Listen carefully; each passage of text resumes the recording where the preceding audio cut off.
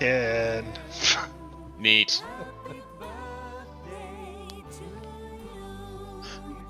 It is. Well, your thank you very birthday. much. Yes, it is. I'm 47 now. I'm older than all of you. holy shit, you are. Really, you are? Holy damn. Yeah. We return to the adventuring party. Okay. Sneak around. Sneak. Okay, they're coming. Run away. Run away. That's the first time I've just like had fun with a match in a long time. Oh, we return to the adventuring party, having emerged from the misty cave, having dispatched all of the monsters and creatures, and eliminating the threat to the surrounding villages, areas, and just general life. Leaving with an infernal box and a sapphire that, or a ruby rather, that it's got a swirling black shadow inside of it. You emerge into the forest, and I need somebody to roll me a d20, please. I think birthday boy should roll first. Fine. Agreed. Mr. Vinny, roll me a d20. And today's number is going to be 18. With an 18, you emerge, and you see that the first rays of dawn are filtering through the trees. Having lost track of time, the party has emerged conveniently in the morning. You did it. Ah. And that is where we will pick up.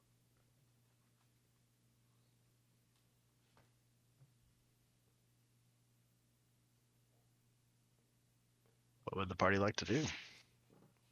Actually, that's exactly what Vinny was going to. It's like, okay, guys, we don't have any leads to follow, so what do we do now? We could head back to the town. Yes, well, we have plenty of things to do. We need to go see the Baron, and he has some stuff for us as well.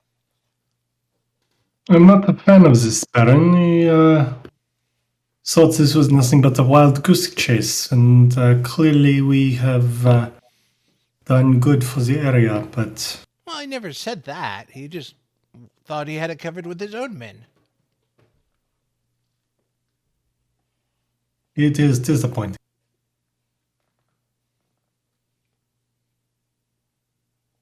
If you want to go speak to the Baron, that is fine, but I'm not sure that he has anything but fool's errands for us, but I'll leave that to the party's discretion.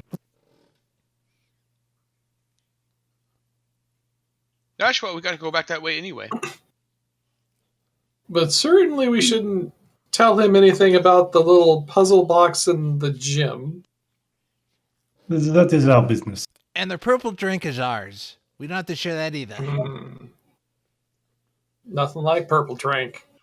I mean, we could always see what it does to him, you know. I don't want that for a pet.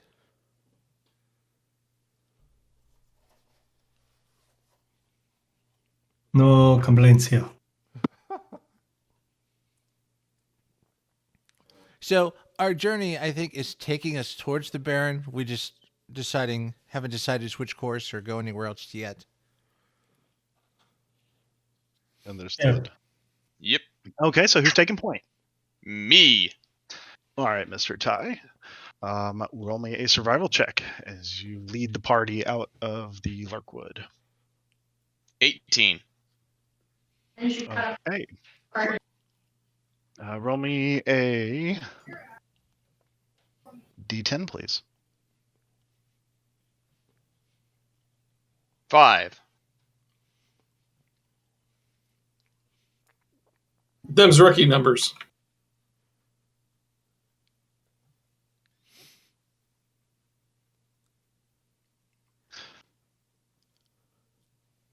Okay. So, as you make your way out of the Lurkwood, you make good time navigating between, game paths, heading in the general direction. The sun coming up was rather convenient as you have a few breaks in the canopy and can see a general sense of direction based on the rising sun. And with Tye's perception, you're able to follow your tracks back quite quickly. After a day's worth of travel, and for narration's sake, we can go ahead and just roll a long rest. You make it through the following night. Upon the second day, you come across or as you continue to make your way to the edge of the Lurkwood, you begin to hear the familiar sound of axes hitting tree trunks. I could get another Sammy. Alright, sounds like they're ready. They're back to work already. That's good news. So as you come to the edge of the Lurkwood, you can see that there are a few woodsmen up ahead. They look to be hard at work at felling trees. You can see smoke coming from chimneys as shining white in the distance. It looks to be a bustle of activity. You hear hammers and saws already hard at work. The refugees look like they wasted no time in moving back in and are harvesting resources to rebuild Shining White. How much activity is a bustle? No, there's probably a good, just from this vantage point, like 60 or so people you can see. Okay. I kind of just keep nonchalantly riding through town, essentially. Just So as you frankly, yeah. as you emerge from the Lurkwood, some of the axemen there just kind of stop mid-swing and stare. They don't intercept or speak to you. They just stare kind of in disbelief as this strange group emerges from the forest, battle-scarred and looking a little worse for wear. Welcome back to your homes. You don't know it yet, but you're welcome. I'm just going to keep riding. You hear a faint thank you over your shoulder as you head towards the town. Yeah, Vinny. You cross. Go ahead. No, just picture Vinny on the back behind Talgar holding on, and he's waving, "Howdy, partners. Good to meet you. Just riding on through." People seem very preoccupied with their work. A few of them do raise their heads and wave strangely at this goblin bard with his party.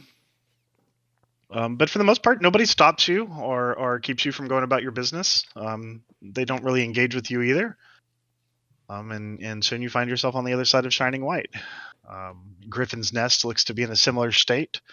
As you can see, smoke rising from that. And you begin to head back towards Longsaddle.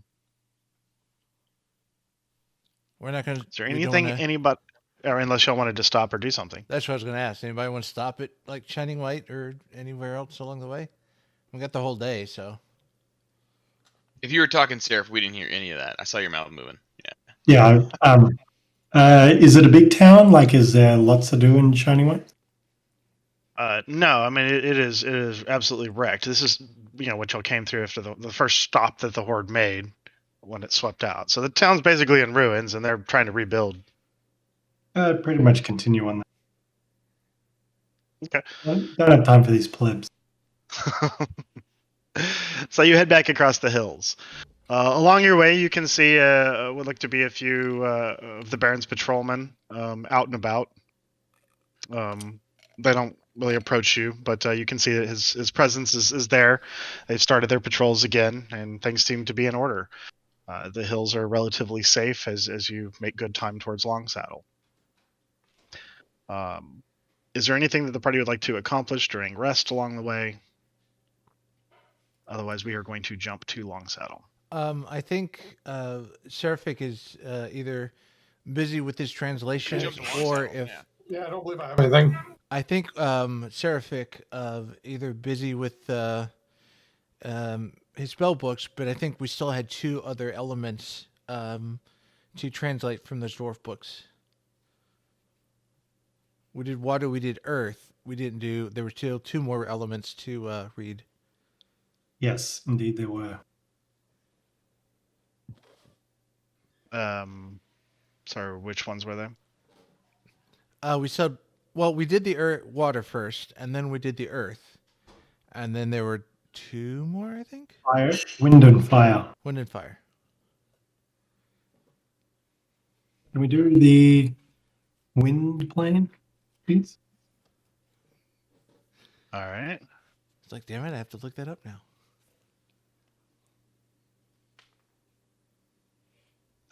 So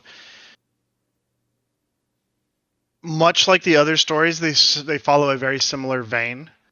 You get threads and pieces of this brother that was dedicated to the wind plane, and learning to conquer its beings and command those elements. His journey took him deep into the deserts, the same desert that you crossed on your way out when we began this adventure. Somewhere is where he took residence and built a small following. And rumor has it, somewhere in the shifting sands, long forgotten, is where his final resting place lay, locked away with numerous secrets. Do we know did it reveal the symbol of the followers? Further research would be required to identify that. I bet it's that wooden pendant with the rat etching on it.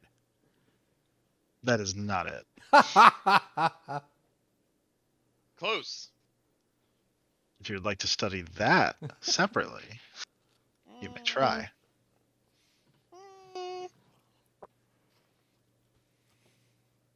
Oh, Yeah, you know what? Vinny will do that on the side. It's there. We have two of them.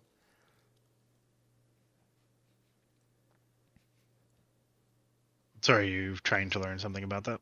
Yeah, just trying to. I think when we first got the first one, we didn't really determine anything. It was just a plain thing. But Vinny will, while Seraphic is shifting his focus to other things like his spell books, Vinny will just take a peek at the rat medallion, see if he can remember anything. Roll me a religion check, please. Legend. Well, that's a 13. You know that the world is filled with major and minor deities of all veins.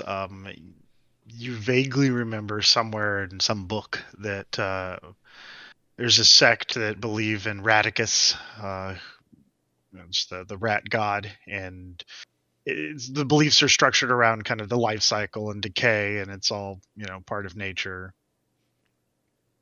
Cool. But that's all you can really remember. Actually, I don't know who has the two, but I return them. We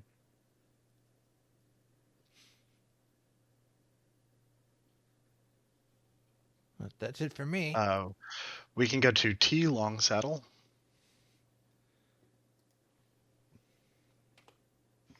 To Long Saddle. It's a long saddle.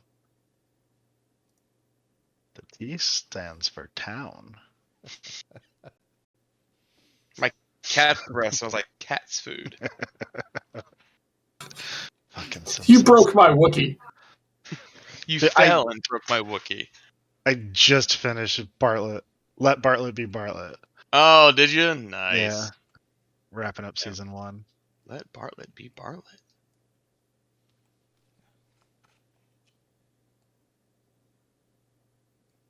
Well, there's a lot to load on this map, apparently. I'm there. Show everybody here. I just thought things were loaded, but it keeps loading in more assets as like I'm trying to pan the camera. Oh, okay. This here's called Town.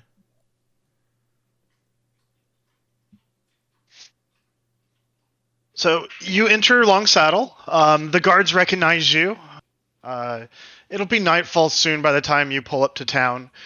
Caked with dust and grime from the jungle and then the journey across the hills. You could definitely use a bath and a good bed to sleep in. The welcoming arms of Long Saddle await you as you enter the city. People nod and acknowledge you. As you cross the center of town, you notice that there is an unusual gathering outside of the inn. There's a kind of a throng of people, murmurs and shouts. Where do you think he came from?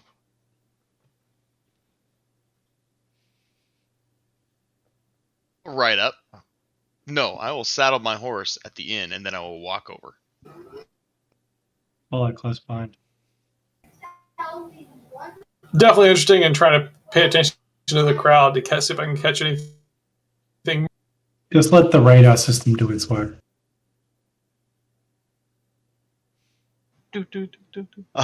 So you make your way through the crowd, kind of weaving and trying to press in towards the door. You pick up bits and pieces of conversation. I've never seen a dwarf noble before. Like, what house do you think he belongs to? You idiot, they're not houses, they're clans. I heard that if you catch one, you get a pot of gold. You hear like all these rumors. They seem to be talking about Racist. some some dwarf noble that has stumbled into town.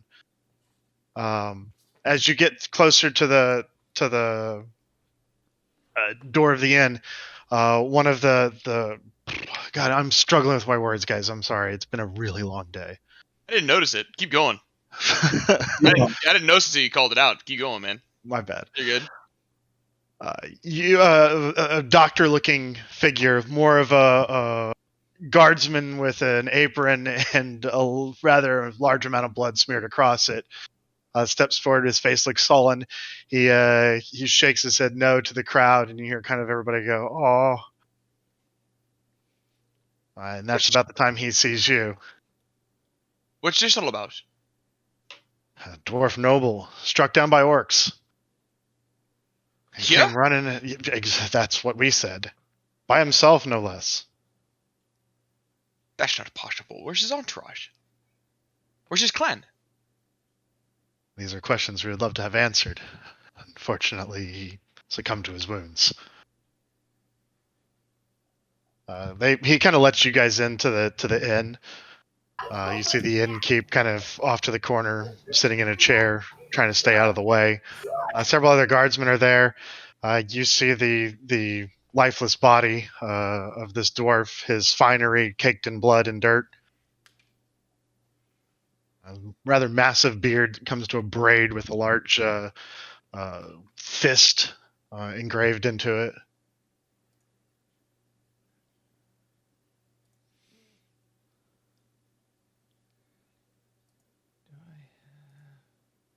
We could have used you a little while ago. Yes, it seems so. Vinny will walk up and just kind of, he'll look like he'll put a respectful hand on it, on the body, and try to cast Spare the Dying on it. It's probably too late, but he's going to try anyway. You attempt it. It is the doctor says it's far too late for that. And under his breath, Tyee's gonna be like, "Oh, I hope that's not spit." No licking the hand this time. Okay, so who found him? He points to one of the guards, a young-looking lad, maybe 17. The armor hardly fitting him. I was on my patrol on the road. I saw him chasing this guy, and I tried to help, but by the time I got there, they had already descended upon him, stabbed him a few times, and then fled into the woods as I approached on my horse. Brought him back as fast as I could. Inside check. I would like to end. Yeah, go ahead. You got it. You got it.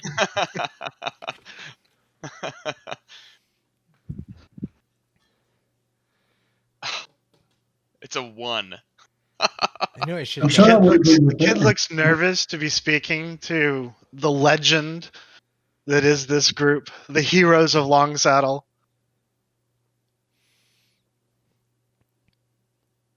You said he's 17? You are out on your patrol alone? Well, no, I had Edgar here with me, but he was a little bit further back and didn't see it. Yes. How many trolls were there? Excuse me. Yes. No. How many trolls were there? Trolls? Yes. How many were there? Did I say trolls earlier? It was orcs. No, I said the wrong thing, but I stuck with it. Okay. If he'd lie. Sorry, Yeah. I couldn't tell. You tripped me up. No, Well I said the played, wrong sir. thing, and I just decided to lean into it. Nice. Yeah. I decided. It was orcs that did it, for sure. I don't It's know if just- I would have ridden by myself towards trolls. Not 3 of them.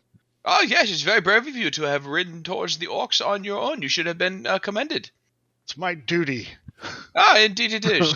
Indeed it is your duty. Very good. Duty. Oh, Vincent. Oh, my goodness.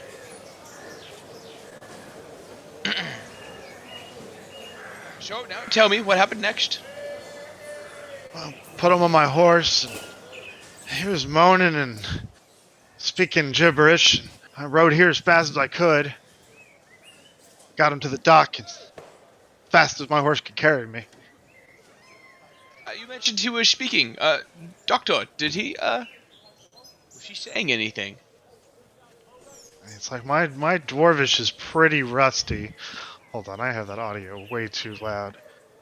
I adjusted it on my end. I'm getting. No, I know I needed to. I had the other way too loud. There, now it's pleasant background noise. He said my dwarven's pretty rusty, but from what I could piece together, he was saying that the prophecy is upon us. He seemed to be worked up about it, and I tried to get some information out of him or anything, and that's all he kept saying was that prophecy is real. It's happening. The prophecy. I'll kind of just side-eye Vesmir. Kind of squint a little bit, like, that's interesting. I won't say anything, though. That's the impression I'll try to give off. Okay. Is it... Sorry. Go ahead. No, you're good. Go, No. please. Is there going to be a funeral for this guy? What are you going to do with him? That's a great question. The Baron's ridden north. He's probably back in Oakhurst by now. I don't want to get blamed for this. And the doc is like, he was almost dead when he got here. That's... We will endeavor to provide sufficient cover. I don't think is going to lean into that. But nobody's seen any dwarves. No reports. No nothing. Is there a dwarf clan that is near? No. They don't have really any settlements south of the spine of the world, at least not in these parts. That's interesting. It's interesting that he was alone. And I'll inspect his armor. Okay. Is there any sigils, signs of his clan? Yeah, there's sigils. The clamp that's on his beard braid is a big stone fist. I don't know if you have any skills or background that would know more, but there's iconery on it. I could. My history check is awful. Well, whatever Better than nothing. Yeah.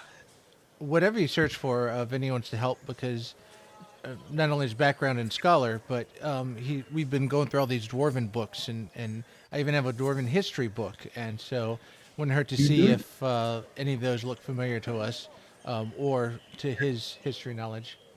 Then somebody roll with advantage. Okay, I'll do it since I'm trying to double dip here. Nat 20. This is the Stone Fist clan. Mighty of many families, but one that sits above the rest. But for a Stone Fist, this guy's kind of scrawny. I don't know what you consider a runt. And further inspection of his armor would reveal that there's sigils there that would denote him to be more academic, scholarly than, a builder or a forger, blacksmith. What? Who's here now? Are we in the chapel? Where are we? You're in the tavern. They basically cleared the tavern out and kept everybody outside. People are peeking in through windows and whatnot. But you're there with a few guardsmen, the innkeeper. Everybody else seems to be out on patrol. How many guardsmen are there? There's like 4. I'll point to the 4 guardsmen. You 4, bear him to the chapel. We will accompany you and clear out. This show is over. Pretty please. You want us to do what? Well, we will bear him up and place him into the holy space. Oh, We'll place Yeah, him in that's- repose in the chapel. that seems right. He's pretty important. Ah, yes, maybe. Yeah, grab the other side. I gotta start picking him up and carrying him out. Don't drop him. No dancing. They gingerly and with care, under your tutelage and instruction, carry the dwarf out. The people of the townsfolk, are lining the sides of the road, looking on at this spectacle. Just the quality of his armor and the trappings of it, probably more wealthier than most of the village has seen. As we're walking, I'll lean into Tyee and just say, "We should probably make sure we know what actually killed him." Oh, yes, I am. None of this makes sense, but we're going to investigate. None of this. Vinny kind of leans into the group, trying to speak to them without the guards hearing. Off to the side, it's like, if we can access the body tomorrow, I can ask it some questions. Oh yeah, we will have access here momentarily as well. I will also be preparing something for it tomorrow as well if we must. All right, so But you for arrive, now, at let's get it alone. you arrive at the chapel, and acolytes there let you in and clear the altar off, and let you lay him out there as a place of not honor, but you know what I mean. Yeah. No, So- I understand. Yeah. Yes, gentlemen, thank you. There'll be an ale on us this evening. Hopefully you will join us, but for now, your services are no longer needed. Well done. Thank you for doing your duty. Duty. Oh, Vincent. But we're not in trouble. Gosh, I'm not your superior. You helped me here, and I shall repay the friendship with some ale this evening. But no, I'm not your boss. None of us are. I can't get you in trouble. Right, but you're gonna Oh, I cover don't- for if somebody tries Oh, to yes. blame this. Okay. I don't intend to either. Okay. They seem to be pacified by that, and they head out. They were very Yeah. worried about being blamed for this. Did everybody else catch that? He seems to be a dwarf of somewhat importance. It But he makes was sense. alone.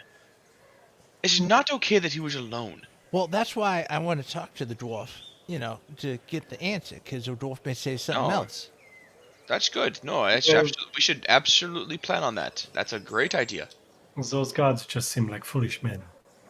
Oh, the boys, townsfolk, just want to defend their home, do good work.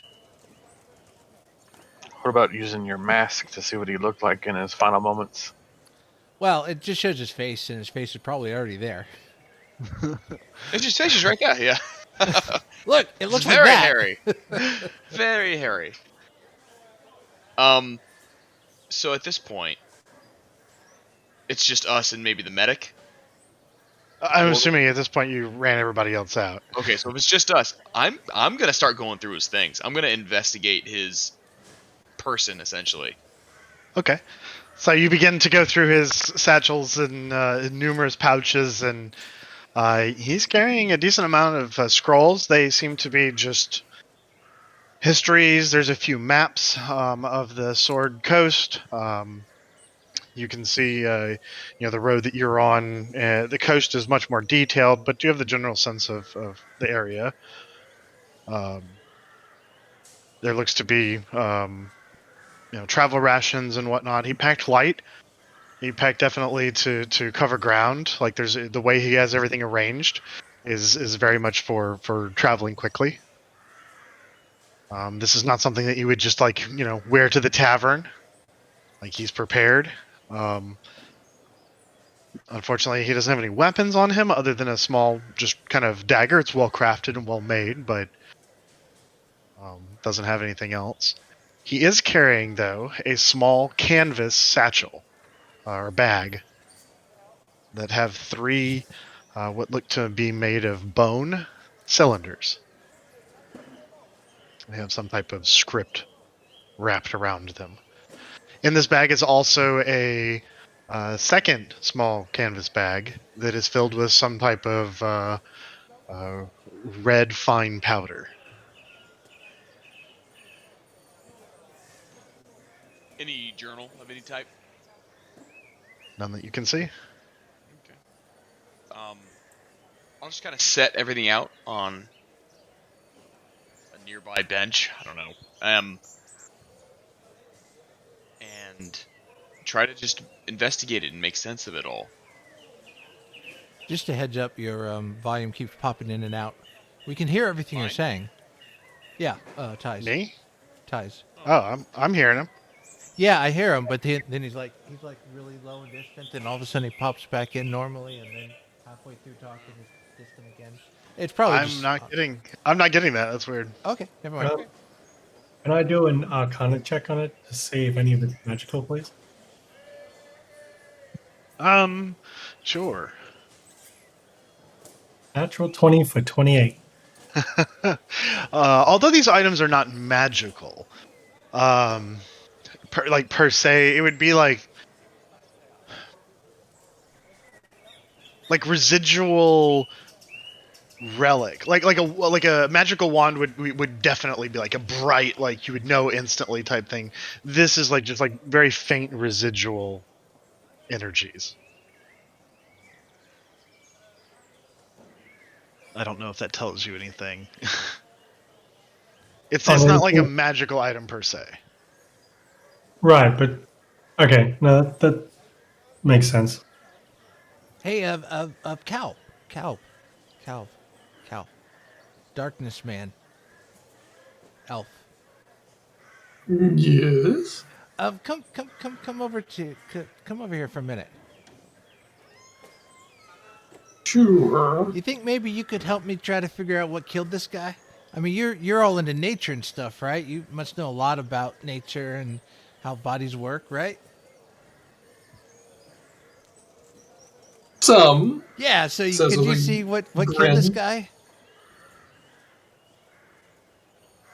Right. Yeah. I mean, I'd be interested. I already definitely am interested in to see if I can figure it out. So I'd be happy to make a roll. Okay. You give me a medicine check.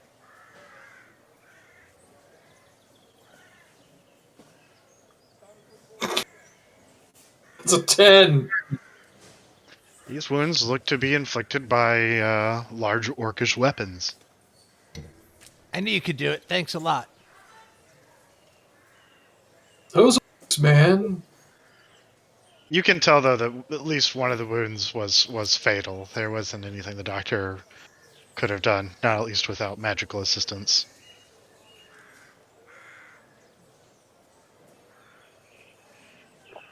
Cool. I was just trying to capitalize on his nature weakness, just for fun. Oh. Is the map marked in any fashion? Where was this guy going? Where was he from? Those are questions that the items do not reveal. You can see that there is a section on the coast. There's a small, like a circle on the coast that doesn't have like a city or a port. It's a little bit north of the small port town called Salt and Stone.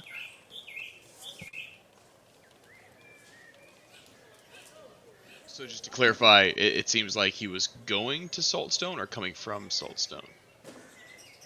That's unknown. Again, it's just a map of the coast. There's a circle around an empty spot north of Salt and Stone. So it doesn't really tell you what direction or anything. But he was coming from. You would have gotten from the kid that he was coming from the north. Okay, Salt and Stone is what it's called? Salt and Stone. Okay. You see here on this map, there's a circle to the north of Salt and Stone.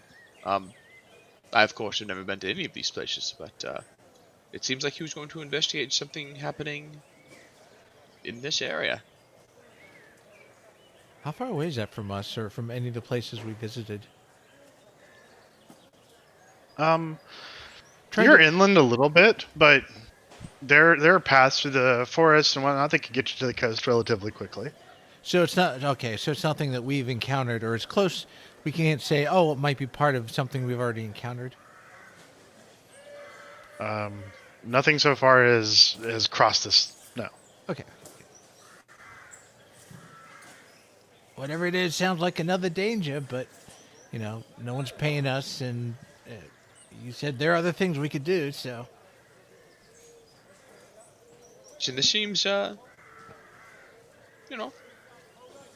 kind of interesting because we found these books, these dwarven weapons, and these dwarven runes.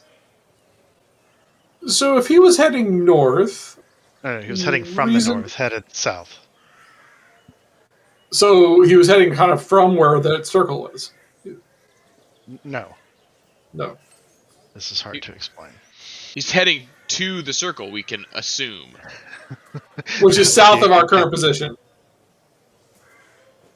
Roughly, yes. Like south, like towards the coast, yes. We don't know. Got it. Okay. We don't know if he was going to there or if he was going to warn someone of what's there. You don't have GPS, you know it's west. Southwest. Gotcha. For all we know, that's where his cabin in the woods is. For all we know. But we can find out I don't tomorrow. have anything else going on. Ah, yes, we're going to find it out. Okay. The party just going to go back to the tavern, have a drink. What are we doing? We're just Anything leaving. we want to buy or sell? We should guard him, but I made a promise to the guardsmen, and it would be weird if I do not follow through. Talgar, Kalb, do you think you could keep watch over him? I will return. It won't be all night. I will return, but I'm happy to stay behind and watch. Okay. yeah, so then I'll go to the inn and meet the guardsmen and have a dinner. Get him a couple rounds of ale for thanking them for their thing. I'm paying for their ale. They're mightily appreciative of it. Appreciative that you're willing to, jump in front of an angry baron if need be. They don't want to get blamed for this.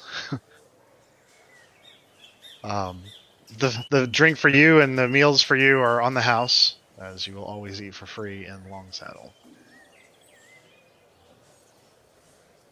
So, what'd you find out there? One of the guardsmen asked you. Well, we passed the last town, and caught the scent of some trolls, and we fought them, dispatched them, and then you killed a troll? Several, actually, a couple. At this point, you've got the attention of several of the guardsmen. I think at the end of the day, we killed maybe just shy of 10. Shut the fuck up. Well, there's 6 of us, so it's not really that big of a deal. Vinny, trophy. No. Don't talk about Sammy. Bad. You're not here, Kalbren. I thought we all went. Oh no, right. No. I'm guarding the shit. Sorry. Never You're mind. guarding the dead body, weirdo. Yes, and so we continued to follow the tracks of the undead horde deeper into the Lurkwood. And eventually we stumbled upon some ancient ruins, which I imagine litter the Mirkwood. Yes. I'm sure you've heard stories. Of course. Many mighty treasures have been found in this forest. And you've gone looking for them and never returned. I believe both those statements, actually, yes. Seems that the Sword Coast is littered with these things, yes. No, but we just suffice it to say we found the source of the undead horde, and it is ended. Yes, it's ended. They all nod. Parts of your tale definitely being a little outlandish, but they seem to take it in earnest that the threat's been dealt with, and toast their glasses to you. These things, they seem outlandish until they happen to you. I mean, just remember, it was not but a week ago when this sound itself was besieged by a horde of undead. That is outlandish. You were there when we fought these things together. It is not so much of a stretch to believe that there was a source, and that source was particularly terrible. And, like the Horde, it can be ended. They kind of all nod in unison, listening to your wise words. But, I imagine that might be the last trouble that you have for quite some time. Don't hold me to that. You'll have still to do a good job, but, gosh, if you have 2 of those things or something else, then maybe it's just time to move, yes? I mean, normal riffraff is one thing. Bandits on the road and stuff, but undead hordes, trolls, I didn't sign up for that. No, indeed. It normally one doesn't. Yeah. Normally one doesn't. Where did the Baron go off to? Back to Oakhurst. Ah, yes, that makes sense. He's always on the move. He never stays long in one place. Yes. Off to the big city. Well, that's why he's out here. What do you mean by that? Oh, he's from Waters Deep, and I don't know, you didn't hear it from me, but rumor has it he got in some trouble there, and they threw him out here. He's done kind of a piss poor job of keeping everything together. He found us. True.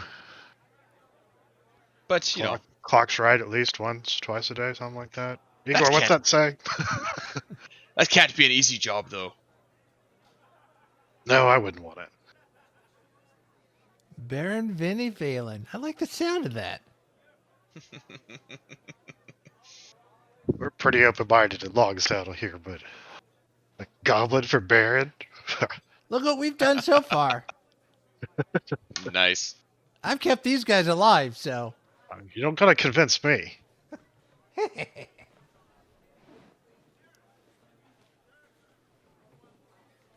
Ash, but we will eventually have to tell somebody about this young lad in our chapel. Oh, we already dispatched a runner to... Oh, good. Good. Cursed. How long do you suspect it will take him to get there? Knowing the Baron, he's going to hear this news and ride the other direction. Why? Nice. I mean, Because somebody way more important and way more powerful than him is going to come asking questions sooner or later. yeah, but if we come out on top, I mean, think of the alliance we could have. I mean, those dwarves done some pretty neat things underground. Well, if somebody does come who outranks the Baron, you point them on direction, because we are going to be investigating, and we'll have further information, I hope. We'll follow down some leads and see what we can do. They seem pacified with that. Continue to drink their worry away. Kalbren. Keep on feeding them rounds. So Kalbren, you're over watching the body. You doing anything in particular?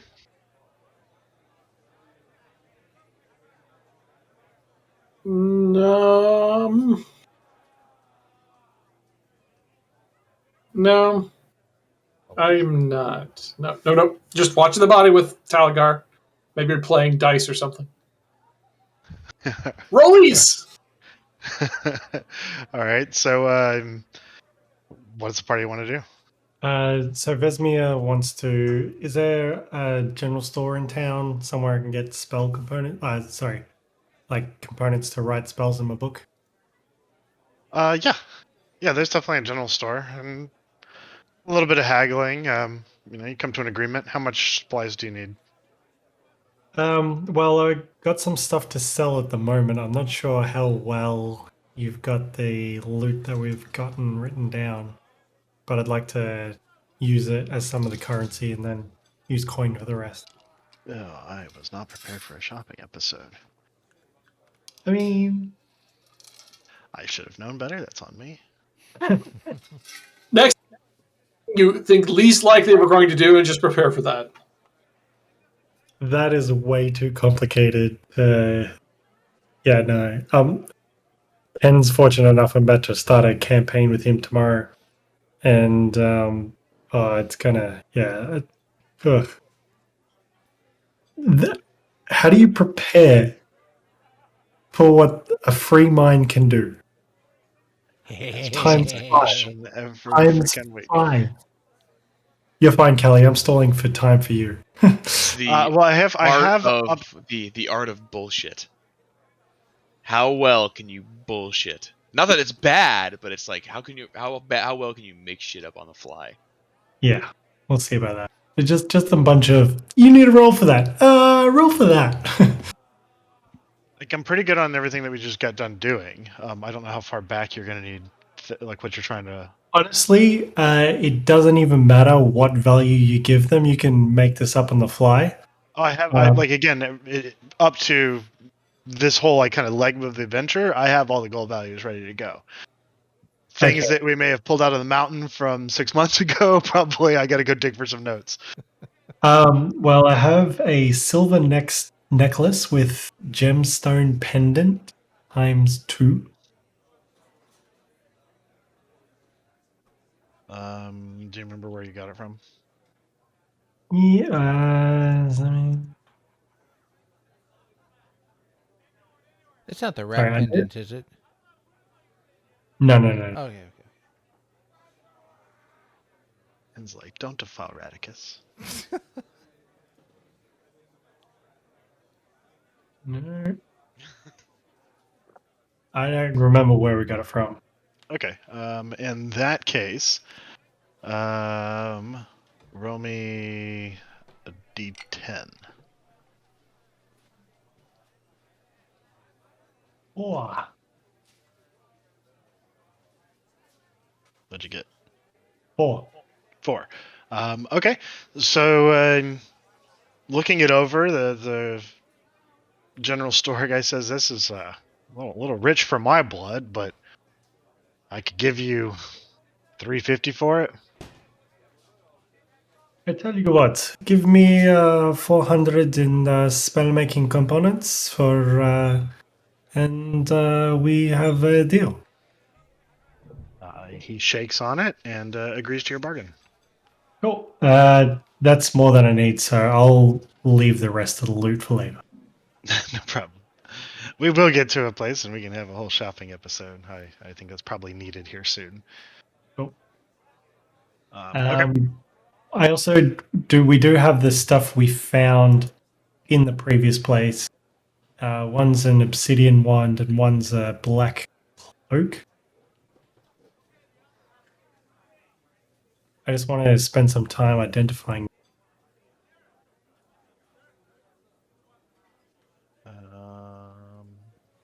I think you let slip that the obsidian wand was a wand of paralysis and it was a black cloak of elven kind. Yes. Okay, cool.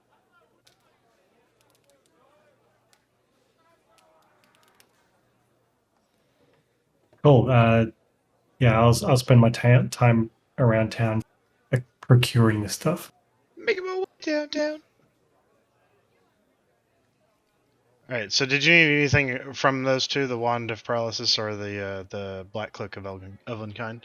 They're in D&D. I can just add them to my equipment. Yeah. The only variation there is that cloak doesn't look to be any elves you're familiar with.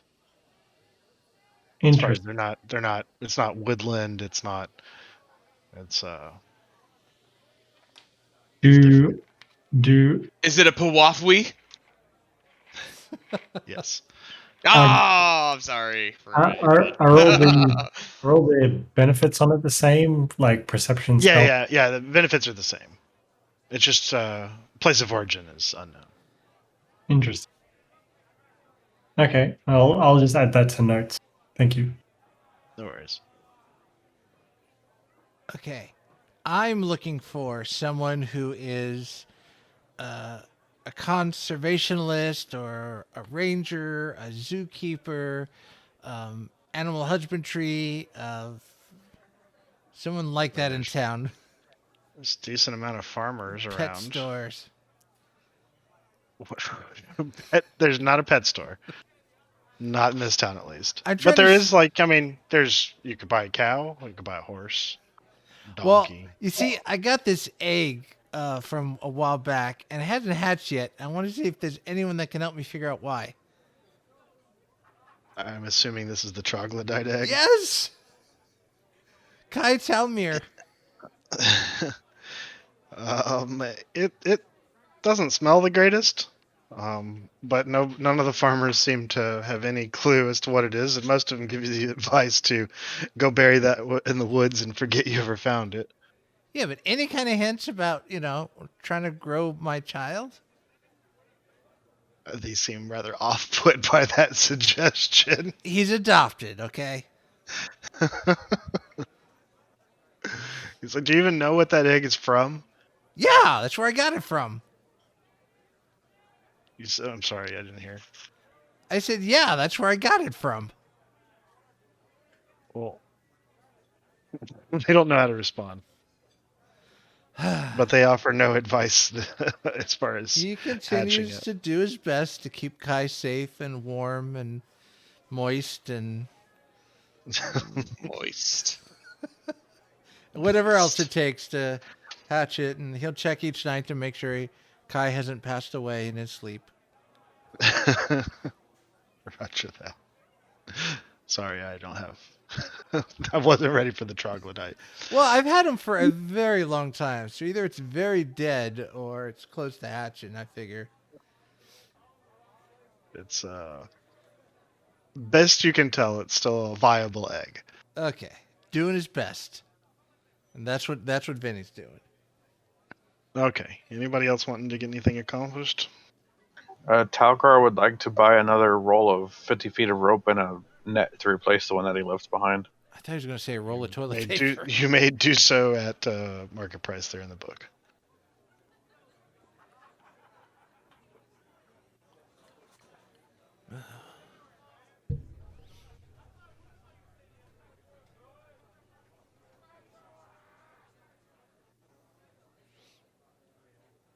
Anyone else? I'll. Oh, it didn't actually come up anyway, so never mind. Oh, anybody else need anything? Not today. Maybe tomorrow.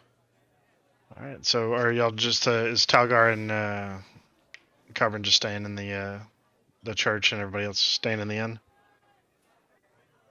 I said I'd come back to the church, so I would go back there. Okay. Are you doing anything while you were there? No, just resting. Okay. So the party may cycle a long rest as dawn is upon us. We wake to the smells of bacon and whatnot. Some acolytes come in, are surprised that you're here, and kind of step in, see the dwarf, and just back out and shut the door. Thank you. We're calling in sick today. Dental. Now, just to be clear, I think you called it a her once, but it's a male courier dwarf or scholarly dwarf. Yeah, it's a male. Not that it matters. I was just curious.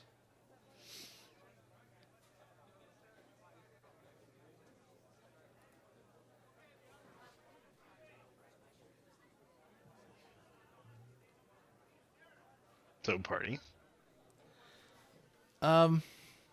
Yes, Vincent, I think it is time to speak with this man. Yeah, but question is, what do we want to ask it? Well, wouldn't we just be able to tell you things to ask as this goes? We can. If we know what we want, then I can kind of get started. I'll wait till the party kind of gathers, finishes their breakfast, do whatever morning things they do. Yeah, okay. Sure. Gather back up in the church when all of that is done. We want to ask him, where he is from, what he is doing, why he is alone, what is the circle on the map, etc. And what are the limitations of this? Does he have to answer you truthfully, or can he only answer yes and no questions? I don't know. This is the first time I ever tried this. Let's find out. Yeah, I have no idea how the spell works. So we're gonna find out. I have no idea. Mechanically, I mean, I know how it works mechanically. You ask it 5 questions, And if it's friendly to you, it'll try to answer. If it's not friendly to you, or it wasn't in life, it doesn't have to answer if it doesn't want to. It's not like the actual spirits return. It's just the body's memories awake, and whether it views you friend or foe, will how it'll respond to your approach. Wings. But yeah, once everyone's ready, I'll just take a deep breath and concentrate and wave my hand over his forehead, and I go, talk to us. And I cast Speak with Dead. So you grant this creature the ability and its intelligence to answer you a series of questions. Its eyes open, kind of an undead gaze. I look at Tyee for a moment, just like, line. Like, do you want me to ask him? Well, why don't you ask the questions, and then we'll say that you told Vinny, and Vinny, since Vinny's casting the spell, he'll relay the question. Ah. Okay. Where are you from? Mirabar. Why were you being attacked by orcs?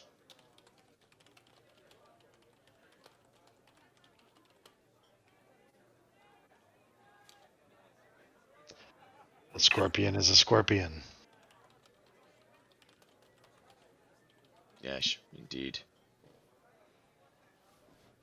What is your quest? Okay.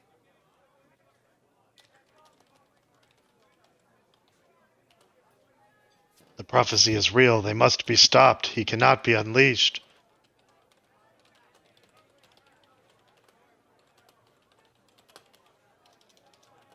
I will hold up the map and point to the circle.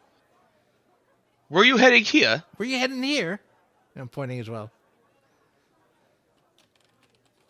Yes, the Pond Mother must be warned. If it is not too late, the stars align. Who is he? Who is the danger?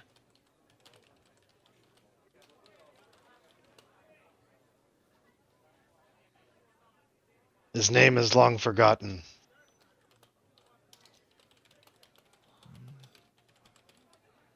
That's 5 right there. Is that long with 2 O's or 1 O? Long. I don't know how these names work. And The energy fades. oh, the come eyes on! close. Nice. Pond Mother, like a duck. I will look at Vinny and the others. Did you get all this? Let's try to write this down. I will get the clerics, and then we'll take care of the body. It's high time we did something about it. It's about to begin to rot. And I'll walk outside to try to get the guys who thought they were going to take a day off. They're not just hanging outside. They're not to be found. Unless you're gonna go. I'm gonna go. You're gonna go find. If there's them. a guard there, I'm like, go. Yeah, I'm gonna need you to go ahead and come in on Saturday. You know what? I'll actually summon the corpsmen. All right. They snap too. Come calling when the heroes of saddle, long saddle. So we need to take care of the body. We need to treat it according to dwarven custom. I haven't the faintest idea what that might be.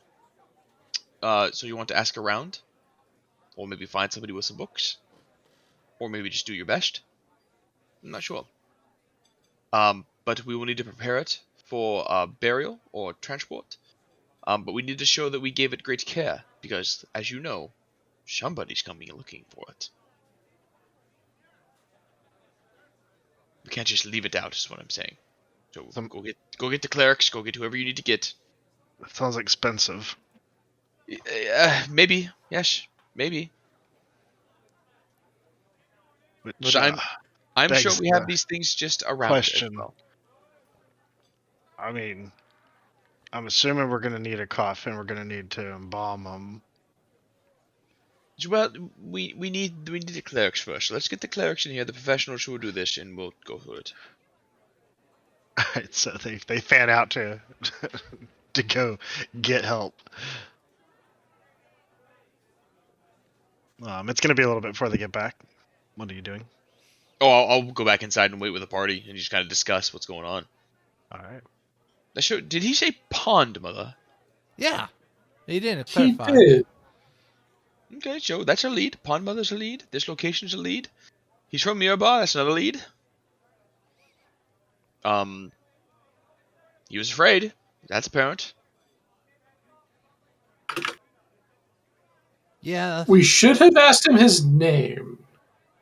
There's a lot of things we should have asked him, but I only got 5 questions, and I needed just to solve the thing.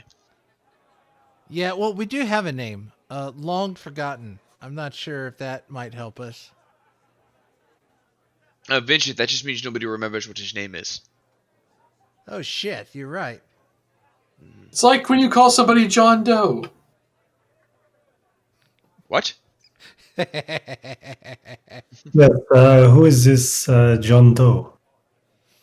This should. Why is his named after a female deer? I don't understand. Maybe Exactly. Because it's easy to write.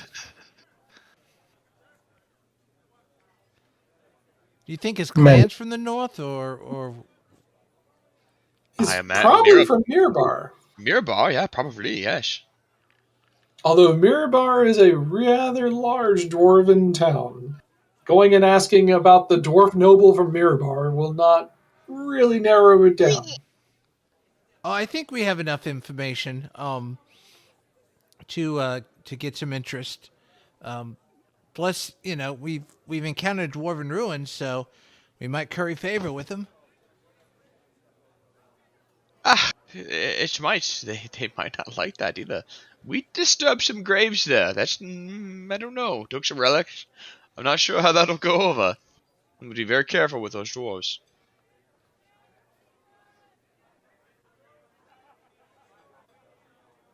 It's up to you guys. I mean, I think our target is that map, that location on the map. Yeah. Head south. It doesn't look like it's a very terribly precise location, but we might find something along the way. you know, we got the other thing where we can, you know, that desert place we can check out. Yes, and we'll bring all of these materials with us as well. Materials. We will hold Oh. on. What materials? So the map, the vials, basically the things that he The had bone on. cylinders, not vials. The bone cylinders, yes. They're intricately Note. carved ruins. I'd like to look at those bone cylinders more closely, like to see if does it appear to be a script that I can read that's emblazoned on it. Yeah, it's very Embossed. difficult to read the way it's wrapped around this cylinder, tightly packed. But they look very dwarven. Like you can piece together a few words here and there, but it's really hard to read on this cylinder.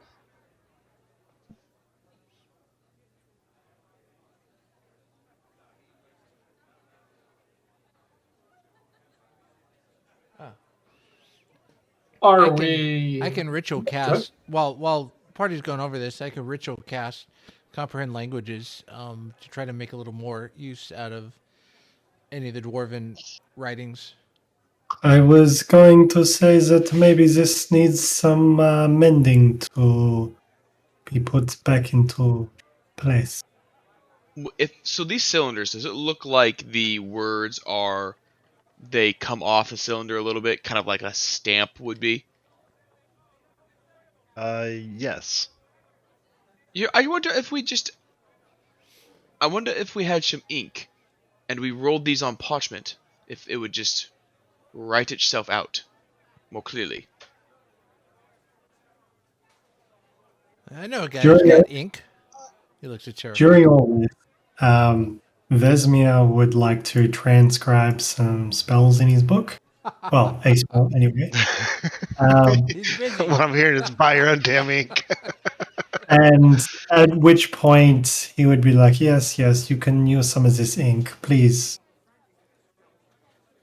So you retrieve the bone cylinders from the canvas bag next to the second canvas bag of fine red powder.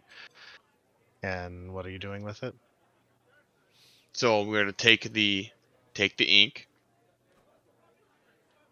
I'm gonna gently kind of rub the ink on the cylinder and then roll it across parchment to put the writing on the parchment. So your first kind of attempt smears greatly, but you kind of get the pace at which you need to roll the cylinder across, and after a few tries and a few pieces of wasted parchment, a story and some pictographs begin to emerge. The first cylinder, as you roll it out, is written in Dwarvish. It's an old form of Dwarvish. It depicts a frog people that had become very skilled at harvesting ginormous crabs, which you can see in some of the pictographs and the description are being loaded into seagoing vessels, being taken away, while these frog-like creatures are celebrating their newly earned wealth.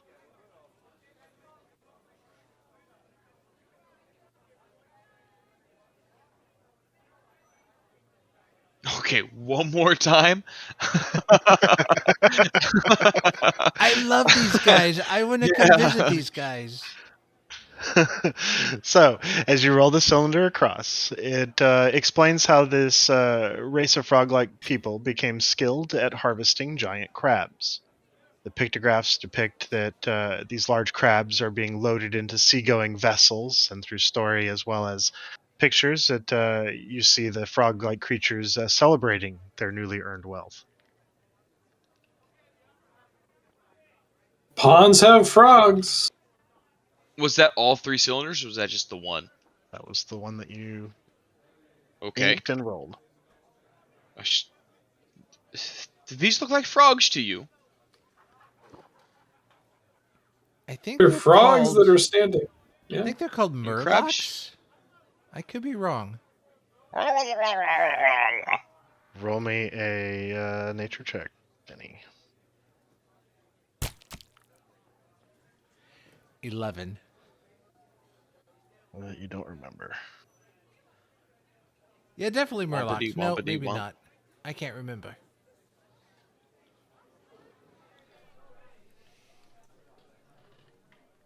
Oh.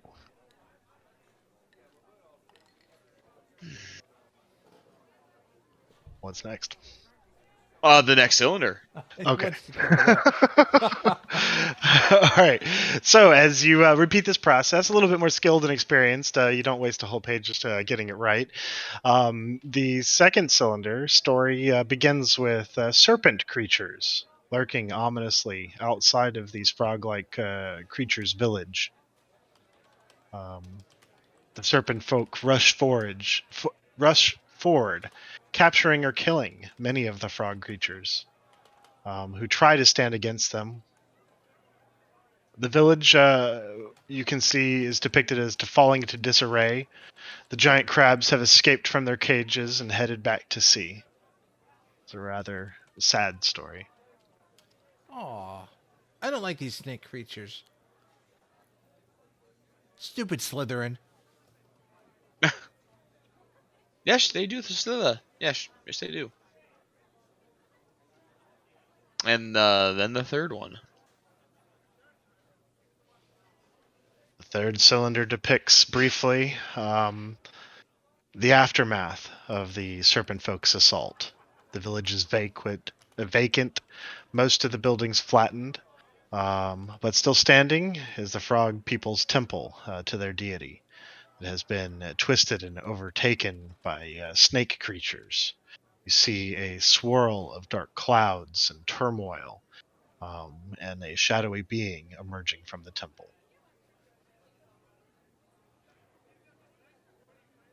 Is there anything in there that looks familiar to the previous temple we were at? No. Okay. This is quite wholly the... disconnected. This is okay. This is a very sad story. It's interesting. Okay. Yeah, but oh god, I need a roll for these things because well, my intelligence kind of there. Don't let rolls separate. Like, do what you want to do. If I need a roll, I'll call for it. Yeah, no, I don't want to be like because it's a logical assumption that the this may have something to do with the prophecy he was talking about. Oh yeah, I'm sure certainly this has something to do with the prophecy. There's probably this terrible thing that's depicted right here, and I'll motion to the shadow. Yeah. Motion just generally at the shadow temple. It's like the building in Ghostbusters, like the Yeah. crazy cloud swirling over the top. Exactly. I am Zool. He may not be all bad. Maybe he's just misunderstood.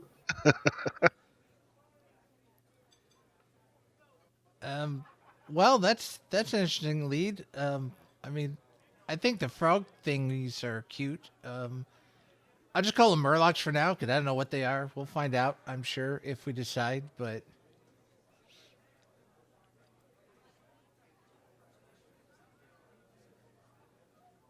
I'd like to. Okay.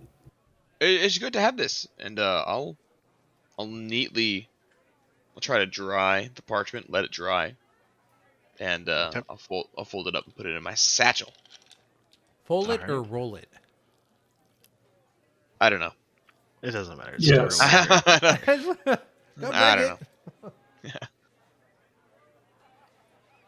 I'd like to take a moment with like kind of feel, smell, looking over the red powder to see if I can get any hint around what it is. It's fun powder, and your penis falls off. I didn't say snort it. Roll me a survival check. Oh, good. I'm good at those. Well. Remember, I rolled a 9 earlier, so there you go. 21. There it is. As you open the bag, you before you even touch the powder, you recognize the smell. It's red clay, dried and ground. Is red clay code for something, or is it just like red dirt It fucking is clay? red dirt clay. Okay.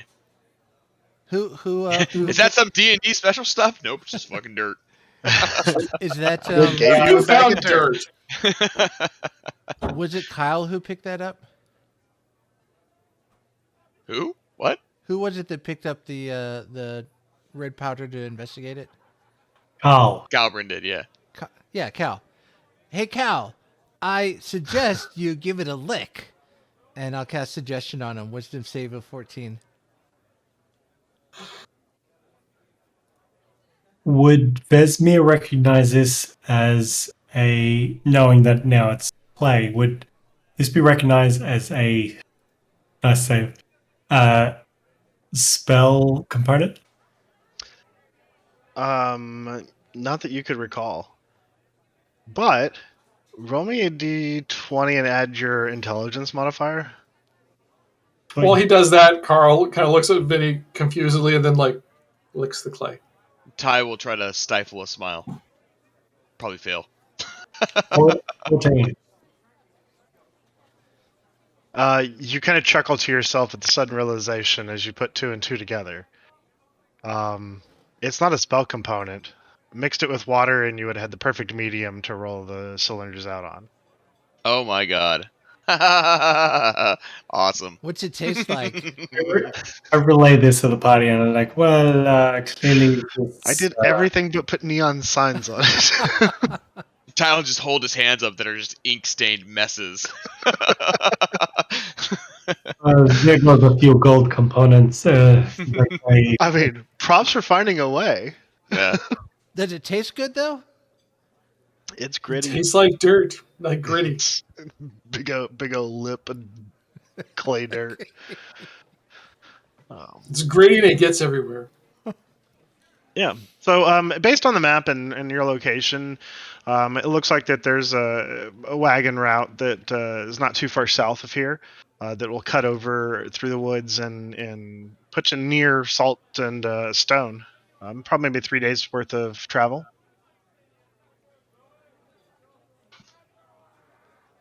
You said 3? Yeah. Yeah. Out of character, Tyee, did you learn polymorph? I did not know. I went with the Wall of Fire. Ah, damn it. Okay. I mean, I could change. I could change it on a long rest. It's a beauty with the Druid, you know. Ah. Yeah. Ooh. So All right, that's great. So we could do a day of travel and then polymorph the next day. I could. Yeah. Well, actually, with that, is I that do 3 want to days? try. I do want to try the Wall of Fire. Honestly, I've seen what Polymorph can do. I haven't seen what Wall of Fire can do yet. You know. Fair.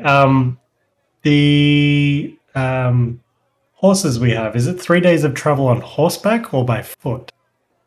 Horseback. Cool. Yeah, then we'd have to abandon our horses as well. Hmm. You know, And abandon your horses. it would only be an hour of travel, and that would burn a 4th level, the only 4th level slot we have.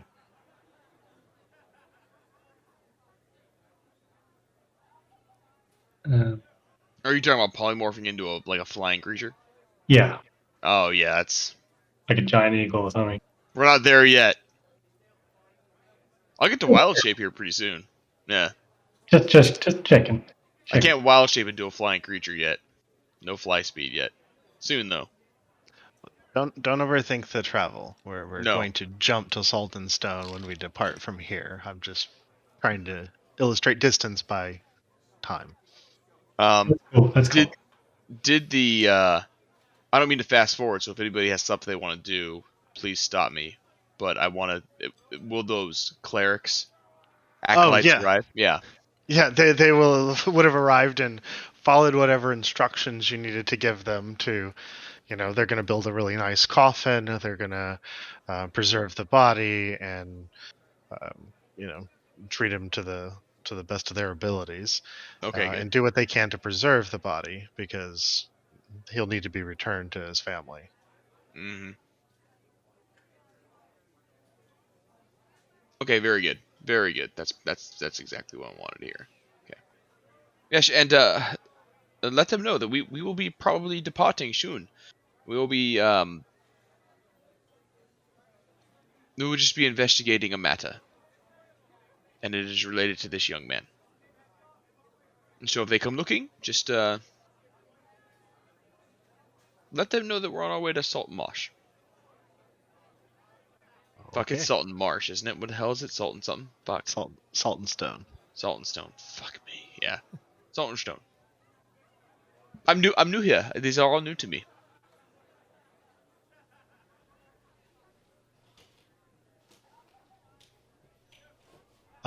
They say that they will pass on that news to anybody who comes asking. In the meantime, they're going to get to work on preserving the body. All right, cool.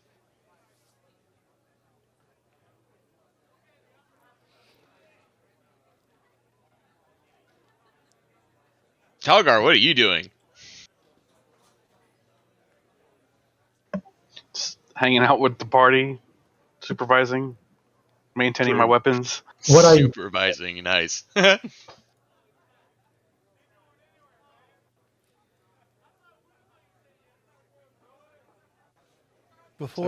I'm kind of ready to go. Before we leave the Everybody church, else up to, yeah. Vinny will kind of get off into the corner, kind of wave his hand a little bit, and all of a sudden you hear from not too far away, "What are you doing to my body?" And I cast Major Image, and it's the dwarf storming towards the acolytes. A few of them begin to just run. And then it just disappears. Vinny just starts laughing. Vengeance. All right, yeah, no, sorry. My bad. It was funny though, right? A trickster. All right, so are we ready to depart? and head for the coast. Ooh, coast. On the road again. On the road On again. the road again. I can't wait to get on that road again. Eastbound and down. Alright, so then let me. Along the way, Sorry, it's not salt and stone. It is salt and wind. Oh, Wow, we were misled. I apologize. Shalton Wind. Well, the GM does not read his own names. along the way, I would like to enlist Karl's help since he is most profound. And I would like to spend the 3 days partial of travel and downtime looking for caterpillar cocoon. Okay, run me a What? survival. With Karl's help, would that be an advantage? Sure. Totally help for that. Oh, wait. Should Jesus, Kalbren, who's that in the background?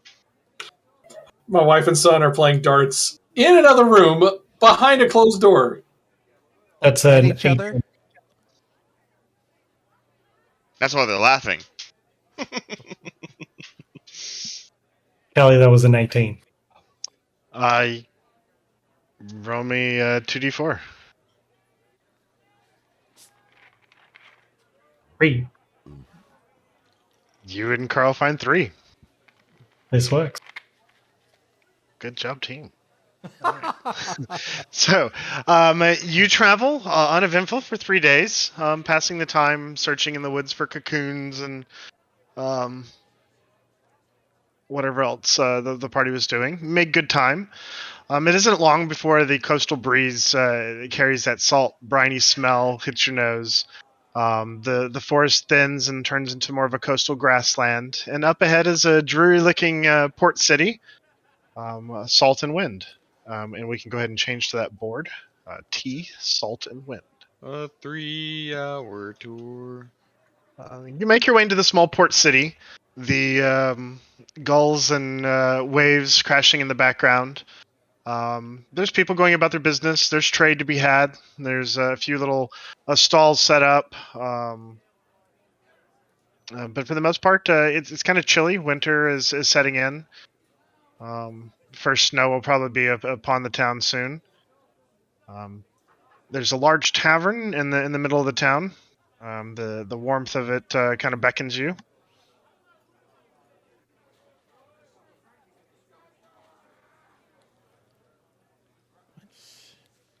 How does it beckon? I don't know. It's cold and you're on the coast and there's salt and wind and Is it not salt and marsh or salt and stone or? It's salt and wind. Oh God. Oh man. Afraid that I do not alter it further.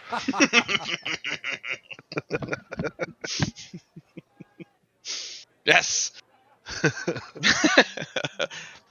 I will happily enter the Beckoning Tavern. It's like one of the few times in conversation that could actually be used.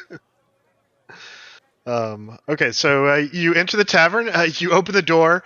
The chill air sweeping in. Several gruff, seasoned-looking faces turn to you. There's a heavy-set barkeep polishing a tankard. Come in or out. Shut the door. People kind of go back to their drinking as the party enters. I'll enter and leave the door slightly open, waiting for my partners to arrive. Inside! I'm assuming everybody's coming in. Vinny is actually going to just stand just outside the door, so you can close it all the way, but just cold air is just something new to him. Okay. So the party enters while Vinny holds the horses. It's a typical tavern. There's a roaring fire. The clientele look all seagoing, bearded folk, hardy and grizzled. there's a one-eyed woman that is tending to the tables. You find yourself a corner kind of out of the way. As you sit down, she walks over and, well, what can I get you?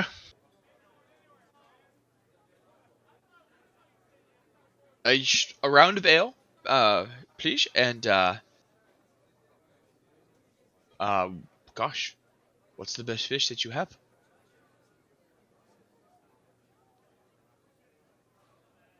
We make a good sheep's head roast. Was that fish?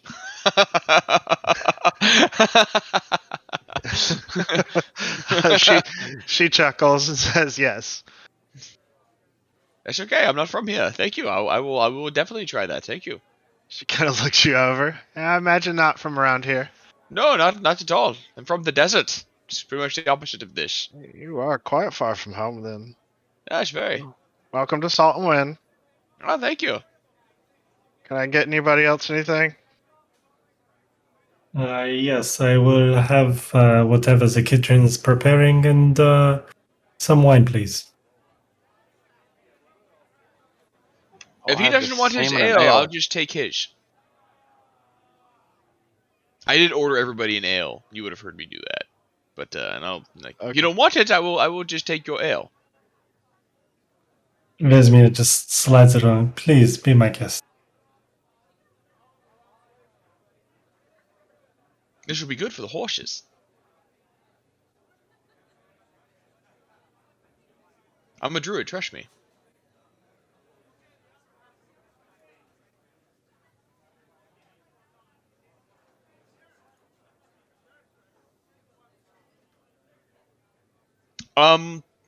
Any dwarves here? Now that you can see. Okay. I will. While I'm waiting for my food, I'll stand up and approach what I imagine is the barkeep, innkeep, whoever the fuck's in charge. Or somebody who looks like they're in charge. Somebody who looks important. Fucking anything like that. yeah. There's a large heavyset barkeep, innkeeper rather. Ah, yes. My good man. Well, thank you for allowing us to dine in your establishment. Looking forward to the meal that is coming. I did have a question for you though, and it's rather odd one, but I'm just going to throw it out there. Any dwarves around here recently? No, not many come down this way. That makes sense. Yes. Okay. I mean, You say occasionally one on a ship. They move mining gear from Luskin and Waters Deep and whatnot. Not much call for them to take port here. Ah, yes, makes sense. Okay. Well, thank you. Very good. I will leave you to your tasks. Thank you very much. Yeah, well, you gentlemen be needing a room. Oh, yes, most certainly. Yes, please. I think that blue one over there wants his own room. Do you need stabling? Yes, that too, actually, yes. Stables a silver, a night, and a room's 5 silver. Very good. Happily pay that. Thank you. So he hands you keys for the party. I will hand him... I will just give him a gold piece for the whole party and call it good. That'll cover it, right? Yeah, that's got to cover it. Yeah, he picks it up and bites it. Thank you much. Ah, of course.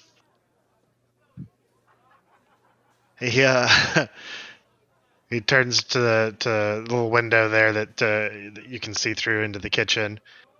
All right, give him the good stuff.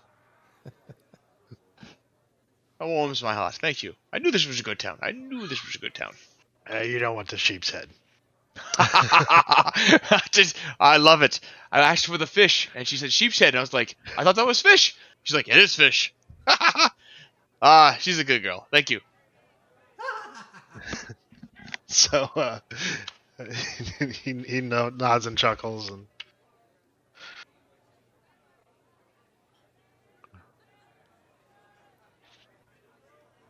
So, Vinny, first off, So are you returning to the table, Tyee? I presume he would. He just walked Oh, away. okay. Vinny, what were you? Was this taking place while Tyee was doing that, or? Yeah. Everything that was going on inside, Vinny was Okay. outside. Oh, that's right. That's right. I'm sorry. I actually had something for you. So while that's all going on inside, a young stable boy approaches you. He's kind of bundled up in a rather poorly looking cloak, but it seems to be keeping him warm. Do they need stabling? Well, yeah. Who are you? I'm Henry. I'm the stable boy. Henry? Are you the first Henry of your family? I think so. You're not Henry My dad's VIII? name's Thomas. Well, Okay. he passed last year. Oh, where'd he pass to? The great beyond. Oh, wow. Maybe I should try there sometime. What about your mom? She died when I was little. Well, where do you live? Otto lets me stay in the stable. Comes inside when it gets really cold. Well, I tell you what. I got a little something for you if you help me stable these horses. His eyes light up and he grabs the reins from you and heads them over to the stable. All right. He now- seems to be taking great care with them. He's kind of talking to the horses as he leads them into the stalls and whatnot. You know, I hear it's going to get colder here. I can't even imagine that. I mean, the first snow hasn't even gotten here. Oh, I've never seen snow. It's already snowing in Luskin. It'll make its way down here before too long. I think you might have use of this. And I actually have from, I don't remember where, the handful of pelts. Okay. And I'll hand that over to him to help him stay warm. His eyes light up and he says, "Thank you, mister. This will come in mighty handily with the coming cold." Just call me Vinny, and we're here to help. Well, thank you, Vinny. I'll take good care of your horses. All right, and if you need anything, we'll be around town. And I'll head back to the tavern. Okay. So as you step in through the front door, again, several bearded, grizzled faces turn to look at you. A couple of their mouths fall open. Two others stand up and immediately go for their swords. Goblin! Yes, and I'll pull out my lute.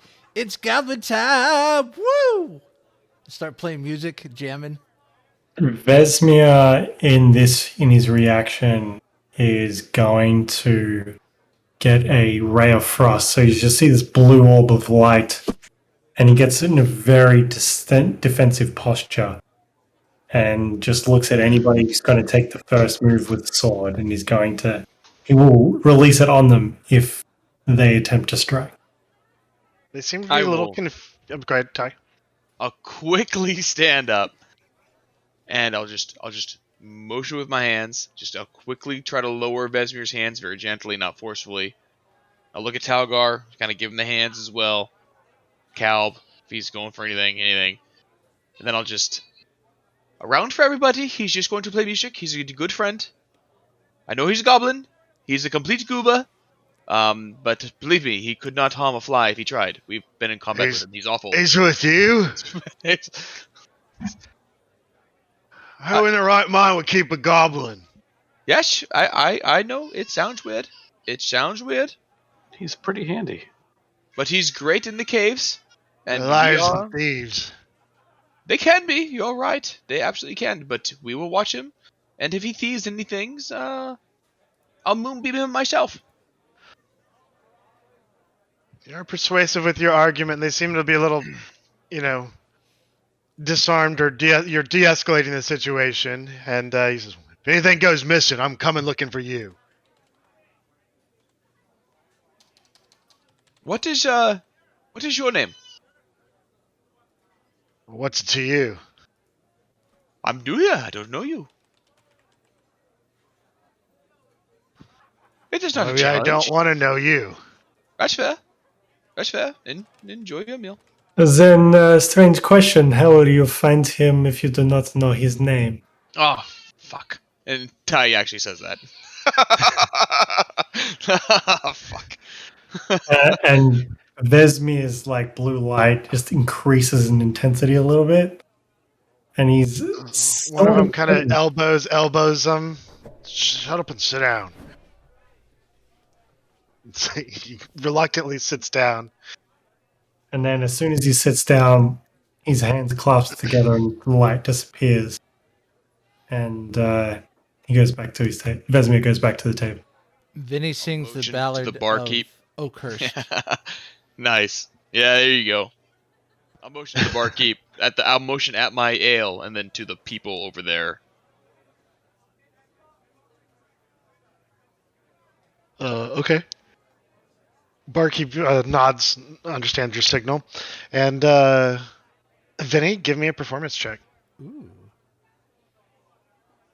Performance. Let me bring up this. I keep on forgetting that's a thing in this game. Oh my god. So underutilized. So, yeah. Roll reflex. Oh, I it's know. an 11. I was with the +6. So you can see that your tunes seem to be aggravating the two that stood up. They seem to have a fairly high prejudice against you, but a few of the other tables seem to be bopping along and enjoying the tunes. The barkeep doesn't seem to mind either. And so you continue to play. Go away, you zombies, go away, you skellies, go. After I play, I'll join the party at the table.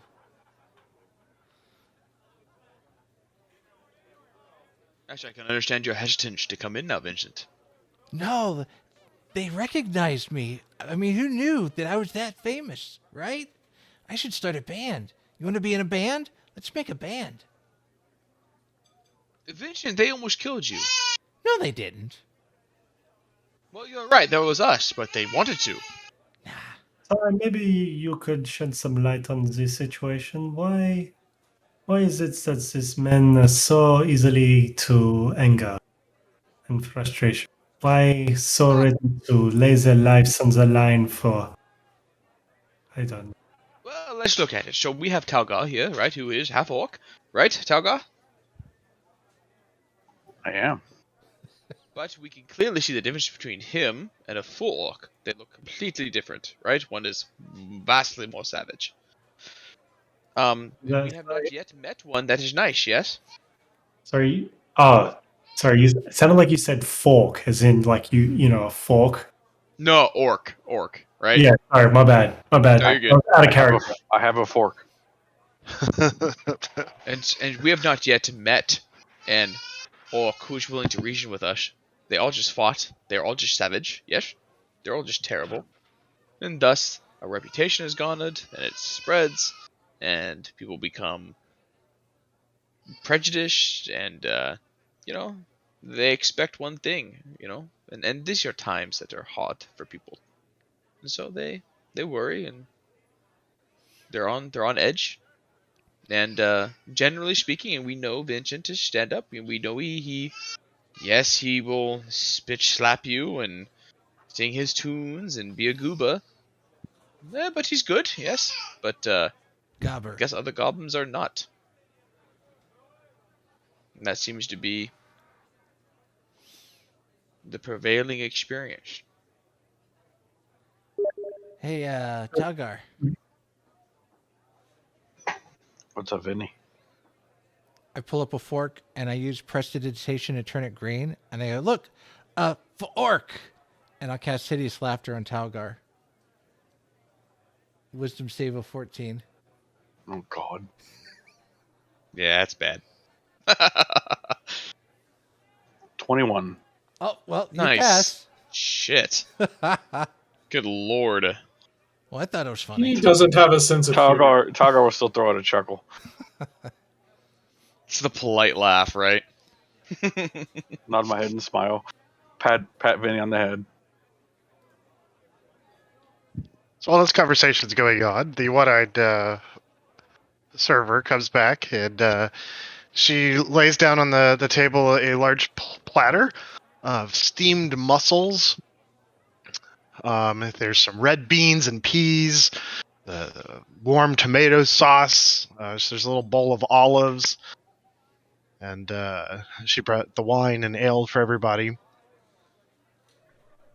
She says that breakfast is served at 7.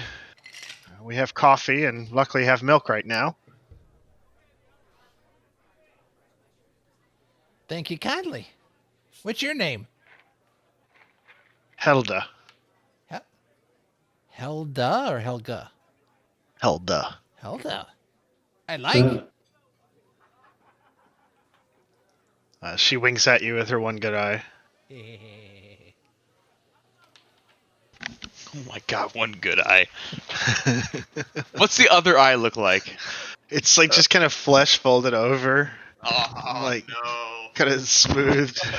Gross. So she just Not blinked at him. then? a looker. Not a looker. Oh, man. You missed a chance to say it was a lazy eye, just kind of drifting this way. No, it's much worse. It's like a nasty burn type thing. After enjoying a little bit of the meal, I want to go approach the other bench of people who are giving Vinny a hard time. Okay. And I will just drag my chair over there and sit down. Are you making those uncomfortable noises? Yeah, like as loudly as possible. Yeah. It's like Men in Black during the test where I'm just dragging the chair across the testing room. So they're in the middle of like telling this story. Yeah, I know. I told the captain drop the nets there, and when we were hauling them in, it took 10 of us to. Like one of them's like, you only have 4 people on your boat, like in the middle of a story, and you just like interrupt this as you drag the chair over. They stop and stare at you. The one that had words earlier, kind of gritting his teeth. How did it end? We caught a lot of fish. Ah, very nice. Sounds like good work to me. You all seem like you are very experienced around these areas, yes? Perhaps born and raised? Yeah, this is our home. Masters of the sea, expert fishermen? And what's it to you? Well. Fuck, what is the name of the thing? Is it Flood Maiden? What the fuck was it? What? Pond Mother. Pond Mother. Yes, thank Flood you. Maiden? That's amazing. Yeah, I know. Flood Maiden, that's great. Pond Mother, Flood Maiden, it's good, right? Yeah. Close. Thematic. Yeah, you know, we're getting there. Boy, what was it? Pond Mother? Yes. Pond Mother, fuck. Alright. Around these parts, I hear potential tales of a Pond Mother?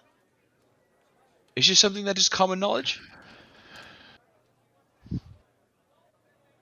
I mean, I don't never heard any of it. You know about a pond mother? Roll persuasion. Oh, interesting. I'm gonna want an insight after this, but okay, yeah. Yeah. A 12. Before you tell me the result, I'm gonna use my wheel to add a d6 to this. Okay. So this will be. I rolled an 18 earlier, so that's an even number, which means I can use wheel. It's a d6. There you go. Throw your d6. It's a 6. 17. Nice. Okay. Yeah. Well, with that roll, they seem like we got off on a bad start. I hate goblins. You should have seen us the first time we met Vincent. That was a shit show. We got off to a bad start. But yeah, the pond mother. They get those frog creatures, the grippy. They got a trading post up north in the marsh. They're called I think that's Murlocs, their excuse me. Chieftain or queen or something. I don't know how it works. Best damn crab anywhere on the Sword Coast, though. We hadn't heard from him in a while, though. He looks to one of his compatriots. When was the last time you saw one of them? Or no, when's the last time a shipment of crab came through? It's been weeks. Frogs with a grippy. Yeah, I'm probably pronouncing that wrong. That's fine. Yeah, grip. How do you spell it? Grippe? I'm looking. Okay. Grippli. Gripply. Believe it or not. Okay. Okay. Grippli. Yes. Frogs with a gripply. Okay. And they weren't best crab. They haven't been seen in weeks. Yep. Yeah, we haven't gotten a shipment in weeks. Oh, it's interesting. You mentioned the gripply. And these are like frog people. Like, are they just big frogs, or are they like people with frog heads, or how does it work? I've personally never seen one myself. The ships load at the trading post and come down from here for, we move it in the warehouse and back out to the other boats. So I've never dealt with the grippy myself. Do they come by river? I got to take flatboats up that far in the marsh. It's too shallow of a draft. Mitter Jans, who you want to talk to about that? What was that name? Mitter Jans, Mitor. Jans, Jans. Mitterjans, okay. Yeah. Seedy past, but all in all, a good character. What do you mean by the sheety pass? And I pass no judgment. I'm just curious. Yeah. Did some impromptu customs inspections out in the open waters, if you catch my drift. I do catch your drift. Now, I'm from the desert, so we have something that's similar, but of course no boats, right? Ha! I think it's called Finders Keepers. Just, I think if there's sand on it, it's free game, right? Exactly. See, he gets us. Okay, well, I appreciate you welcoming us into your town.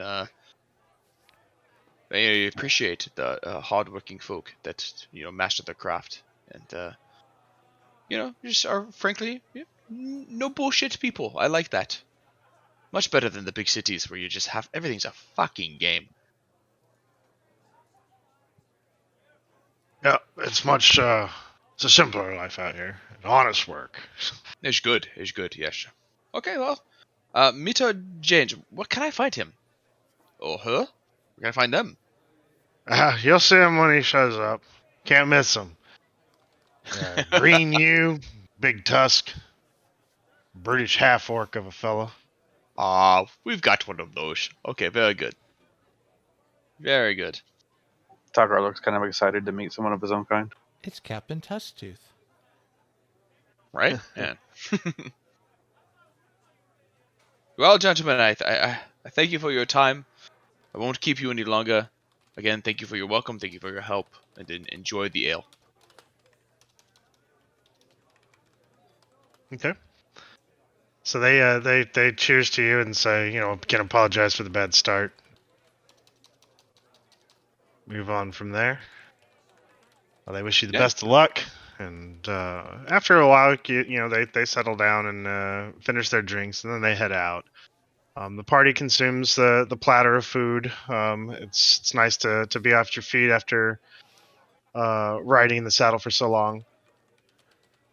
I'll full and happy. Go ahead. Take the moment to let everybody know the things that I discussed with that other party. So everybody would know about the frogs, the gripply. They've gone kind of radio silent. Flatboats from the marsh. They had the best crab. Then Meter Jans, right? Meter Jans. Meter Jan seems to be a pirate who's a half orc with a tusk, all that stuff. You'll know him when you see him, etc.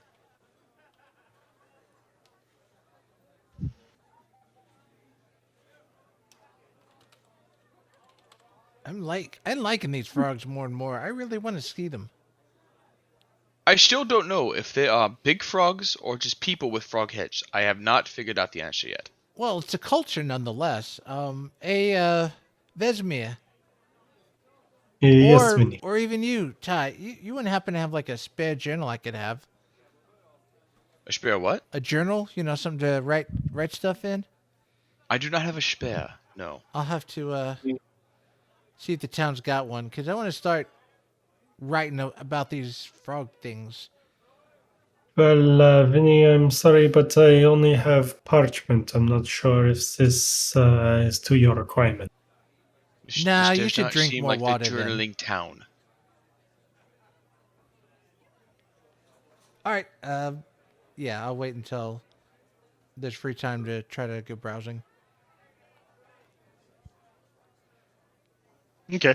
Well, it's gonna be nightfall, so tomorrow will be a better day to probably set out. Tomorrow is a better day.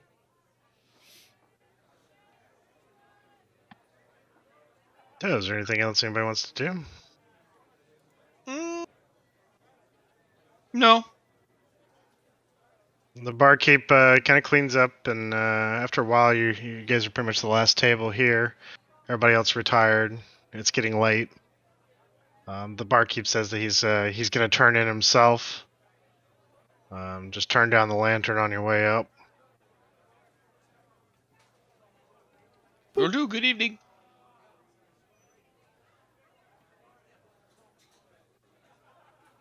So you retire to your rooms, and they're humble, but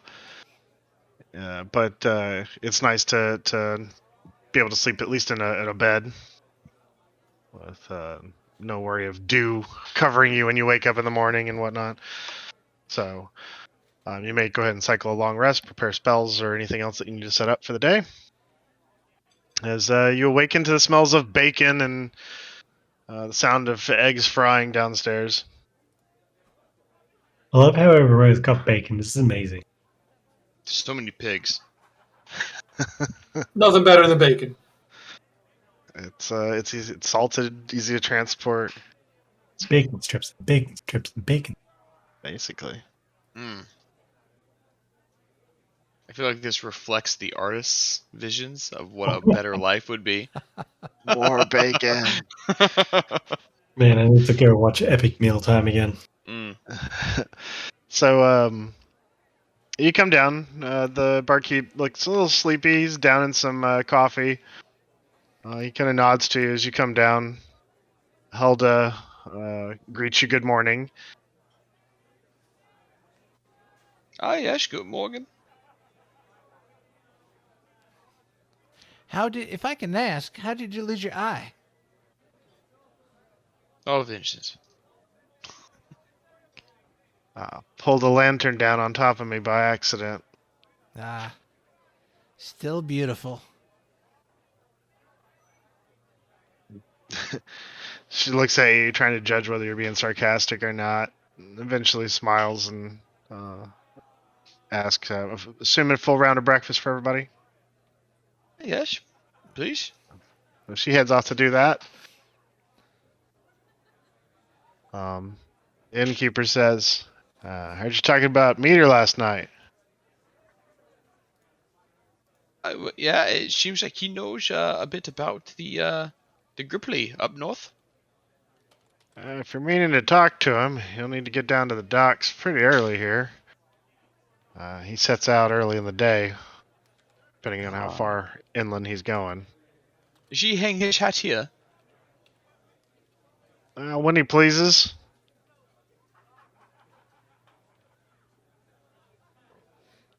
What can you, well, what are you comfortable telling us about the meter?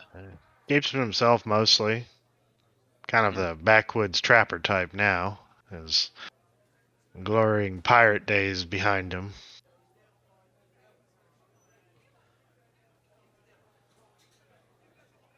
But he still sails? He runs a skiff across the marsh in the shallows. Fishing, hunting, traded crab until recently.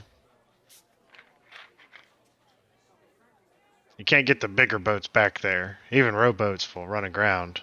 You have to have a flat-bottomed skiff. And know the backwater channels. And I look up and I'm like, I bet horses can't go on boats, can they? No, not on those skiffs. They're far too heavy. And besides, even if you had one, you really need to know the channels to be able to make any progress back there. You'll just spend all your time stuck in the muck. Stuck in the muck. Few are better than him on that.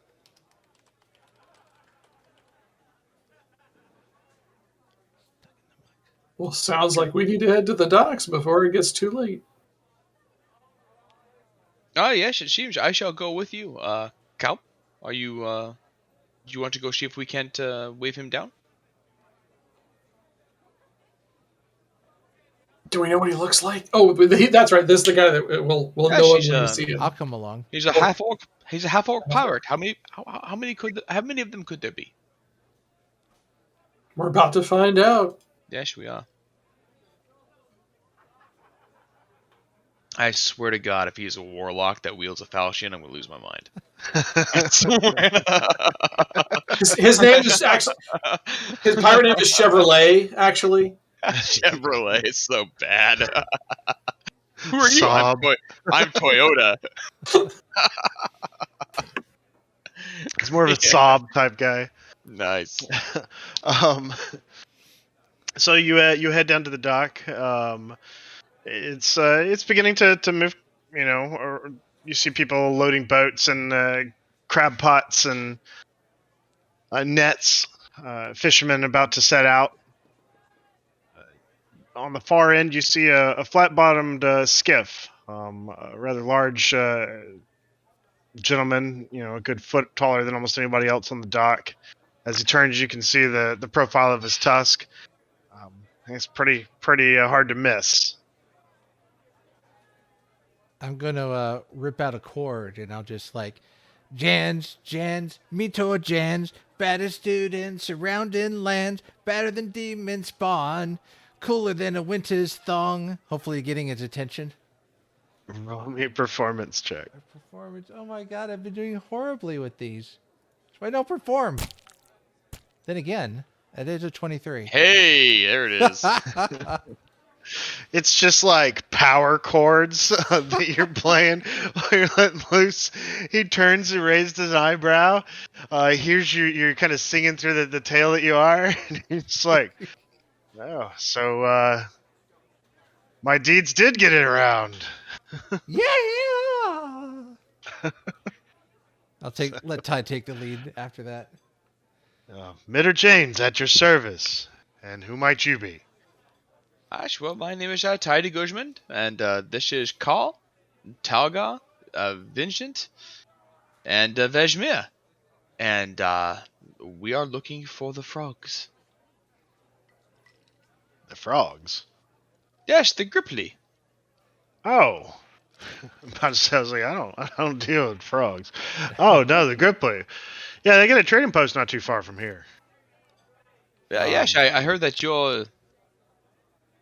are the best suited navigator for the marshes up You north. see the corner of his mouth turn upwards, a little smirk.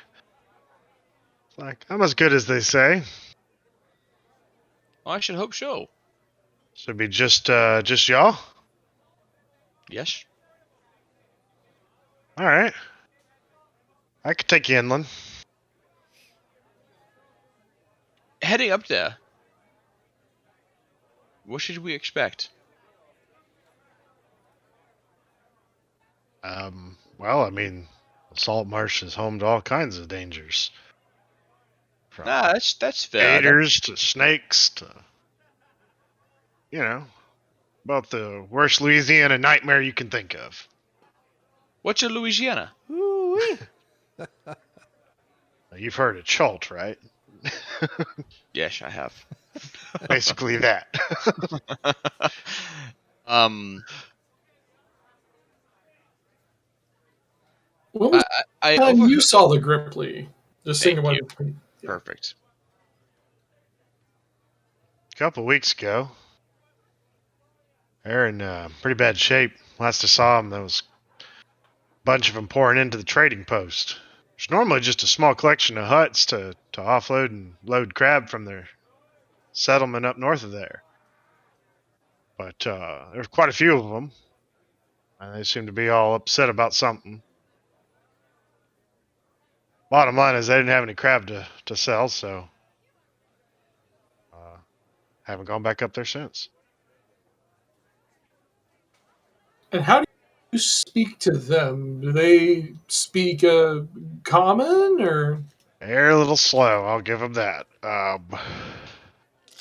They mean well, but they're a little dense. They, I don't know, it's a guttural type language. I'm not familiar with it, but there's some gestures and patience on my part. They get the gist of it. I mean, it's not like our conversations were very deep and philosophical. It was coin for crab.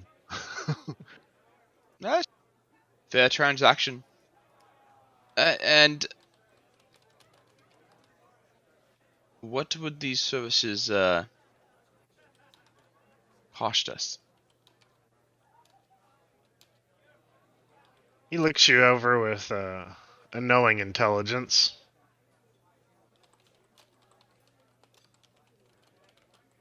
I'll take you in for a gold apiece.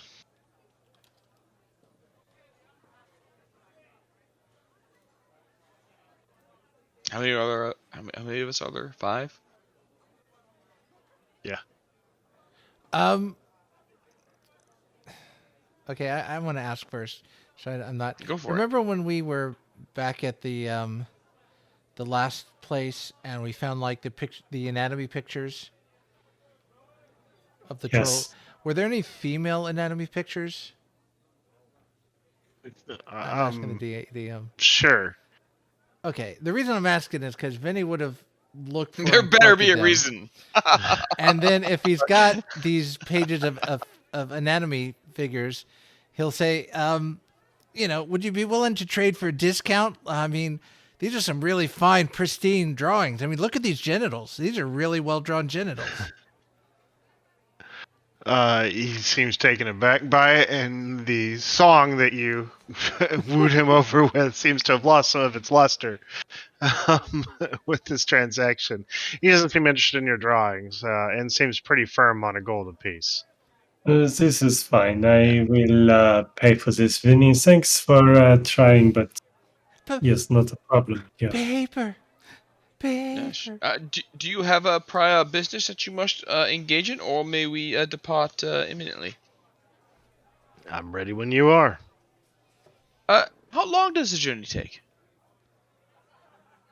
Oh, we could probably get up there judging the winds and the tide 3 hours from now.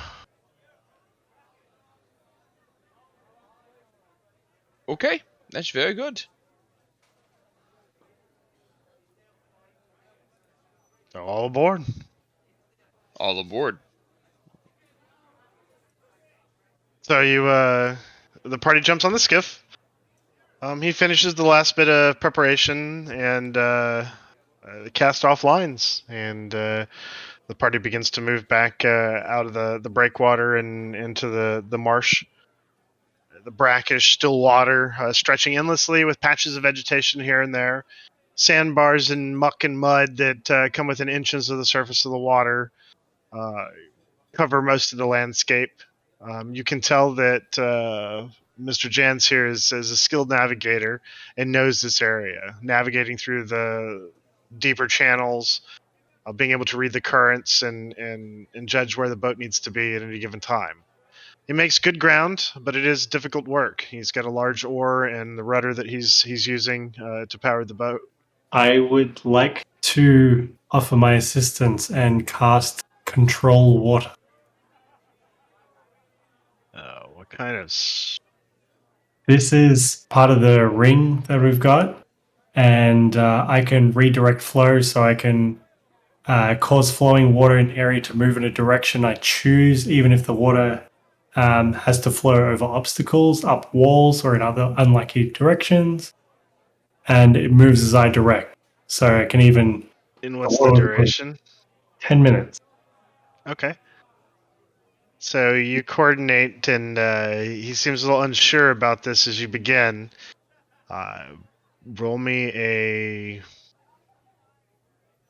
Just roll me a straight d20. 14.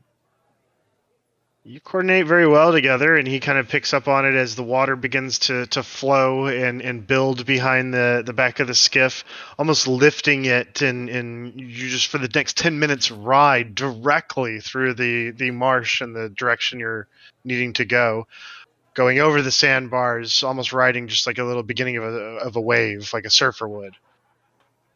And towards the end of that 10 minutes, the wave kind of gently dissipates, and you've shaved like a good hour off your trip. Nice.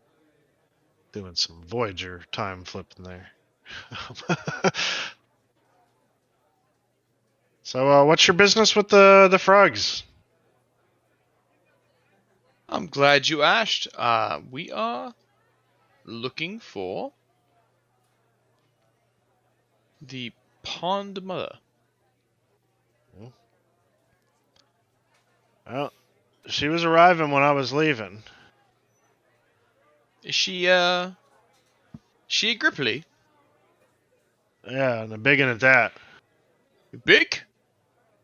Yeah, well, at least twice the size of any of the others. Oh. Is she literally their mother?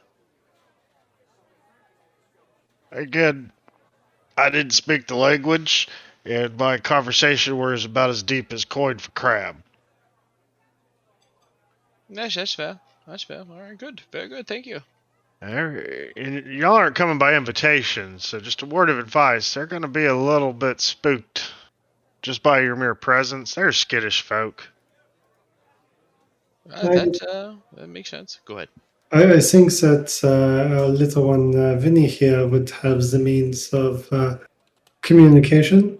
I'm not sure if comprehend languages works in such a similar way. Yeah, I can understand any language that's spoken to. Well, I mean, we can always use coin to butter our way into their good graces.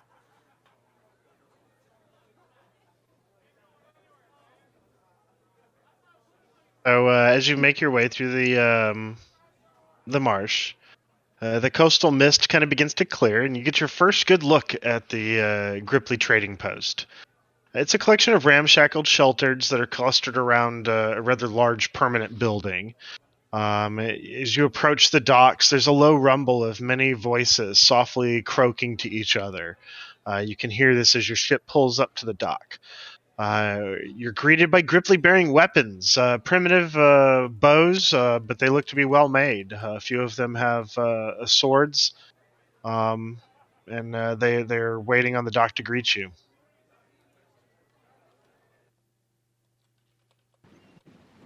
Yes, my compatriots and I, we come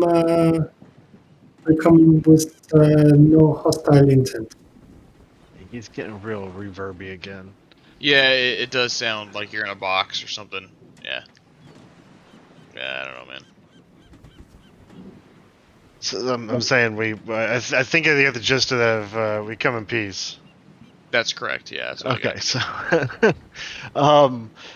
so so Captain Jan here says, "All right, everybody, just be no sudden movements." You can catch in between some of the croaks, a couple words of primordial. If anybody speaks that. It was gonna be one of my languages, but I chose otherwise.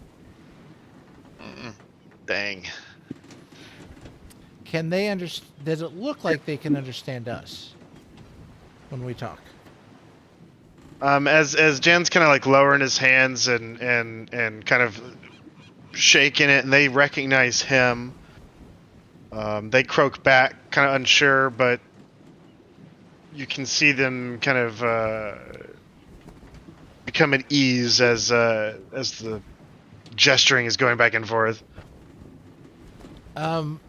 Vinny will go up to Jan and then try to beckon one of the Grippleys over.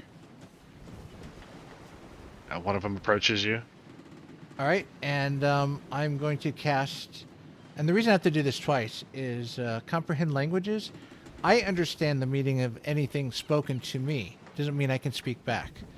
So I'm going to cast comprehend languages on myself and on that Gripply. It's not okay. concentration, and allow us to understand each other for an hour. Oh, okay. So that way we can open lines of communication, and you can ask questions. We can respond, and we'll just say that it's going through Vinny.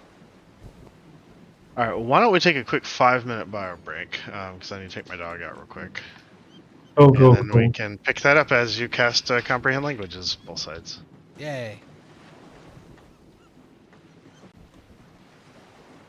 Okay, so we are at the trading post on the docks. We're doing comprehend languages on yourself. Yeah, I can't do it on him, so I can hear everything they're saying, and then we'll do our best to relay our intent back to them. Okay, so you basically can hear the crowd, and they're like, "Who are these people? What do they want?" They seem to be very skittish. Well, they're with that guy, and he's been pretty cool.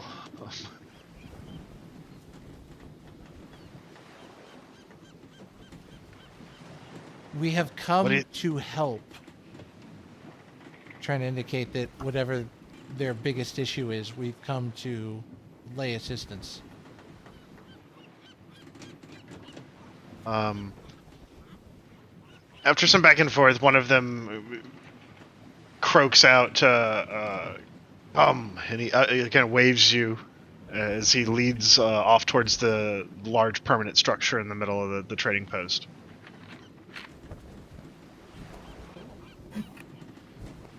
Definitely follow. Who we will go with? Say we would together.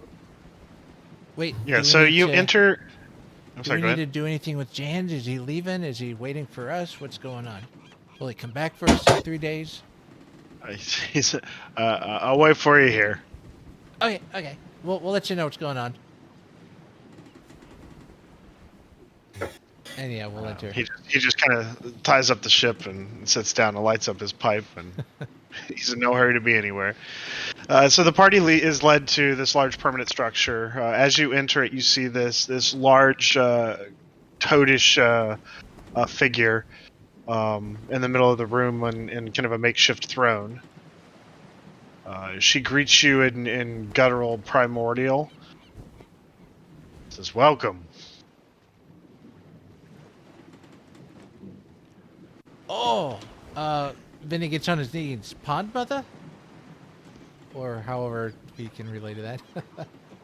She begins to croak. "I speak a little common."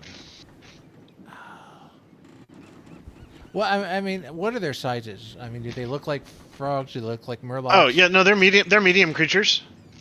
The pond mother is definitely a large creature. Well, during dialogue, Vinny will try to throw a little charm her way, just because. We hear you've been having trouble. Give me 1 second, and I will get you a picture. Oh.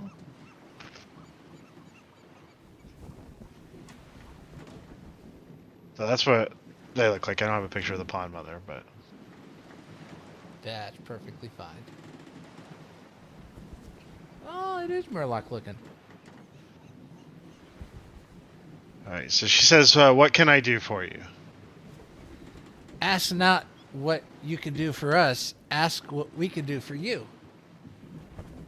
Have our prayers been answered? Have you come in our time of need? I think so, and I just double check with the rest of the party. You look like capable adventurers.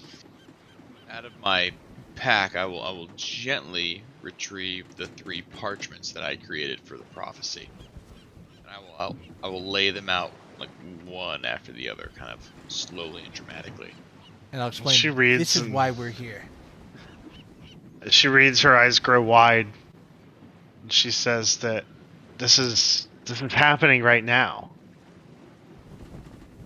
She begins to inform and tell the story of basically that a small band of Yanti, these serpent creatures, arrived from the jungle of Cholt after traveling by sea.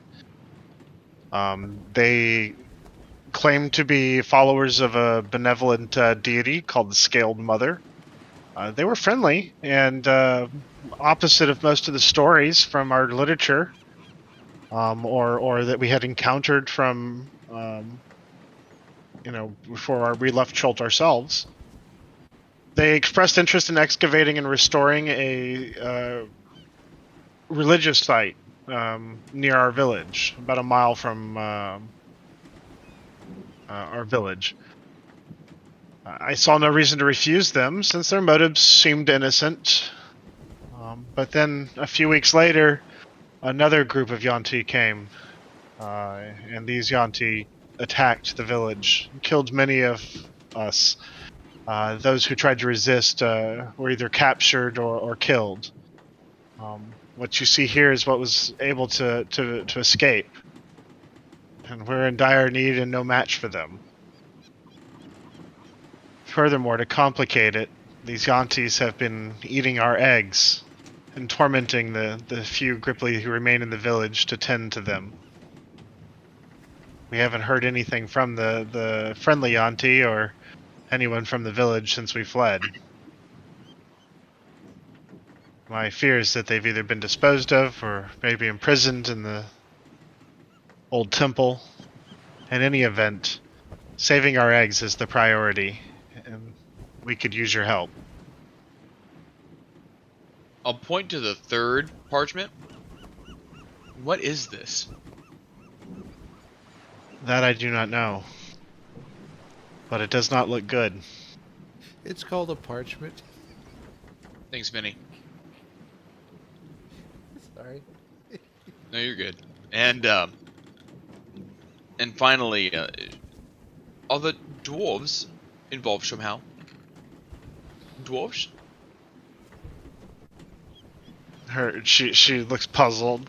Dwarves? We have not had any dealings with the dwarves. I cast Major Image to show what the dwarf looks like in case it rings any bells. She does not recognize it.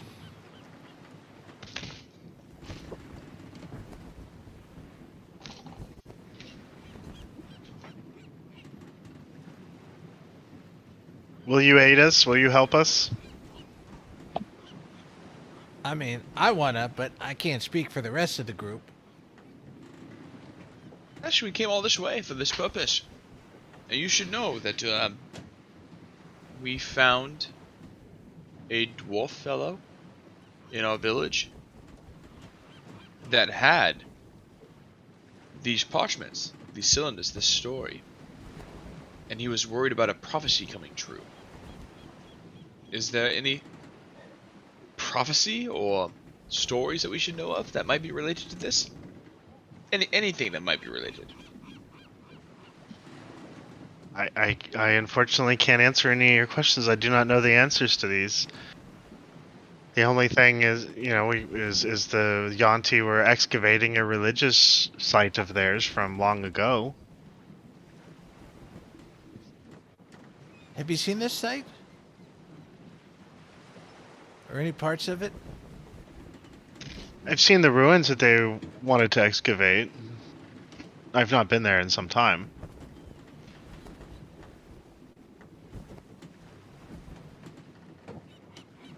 I probably wouldn't. I'm just trying to see if I can glean any idea of what these ruins might be based on any description she might have. Or where they are? She says that the village is about 5 miles to the north of here, and then the site of the old temple is a few miles from the village.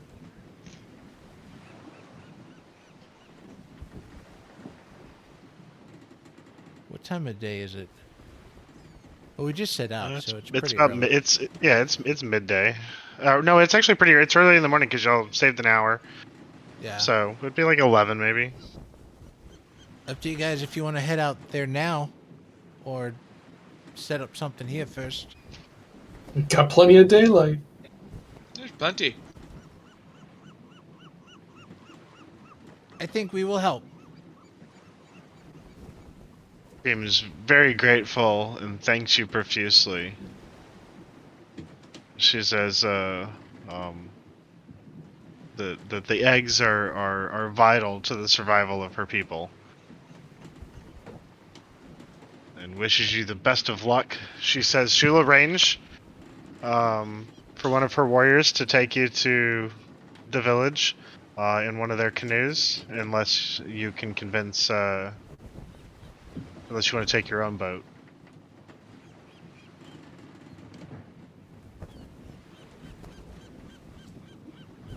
He might be handy Let's in a fight. let's have a conversation with Mita. Before we go to I'll go. Mitor, Vinny's Yeah, just go going to ahead. ask her for any kind of egg raising advice. The best way to manage an egg and to raise it and to get it to hatch. Oh, what kind of egg? You know, an egg that you lay and hatches creatures. You'd want to simulate the natural environment of the creature as best as possible. Okay. I'll take this in note and try to adjust my care of it however I can. Basically, you would need to actually have somewhere you can set it up to incubate it type situation. You wouldn't be able to do it while carrying it on your person. All right, well, I pull out the egg. You think you could babysit for me while we check this out? What kind of egg is this? It's, you know, I forget. It's lizard guy, but he should be friendly. His name is Kai. Roll perception. I'm sorry, not perception. Persuasion. Persuasion. I'm not good at this. How's a 26? I'm not good at this, he says. Reluctantly, she says, all right, give it to me. I will keep it for you while you are gone. Ah, you are my hero. Thank you so much. Gives a little wink. Okay, she seems rather confused by the whole thing, but she takes the egg and sets it down behind her. And now we can go to Jan's. Mitor Jan's. Okay. So, Talgar, you are a warrior and also an orc. I think that perhaps you should approach Mito and see if he is interested in a good old-fashioned fight. Involving doors. There might be doors. I can give that a try.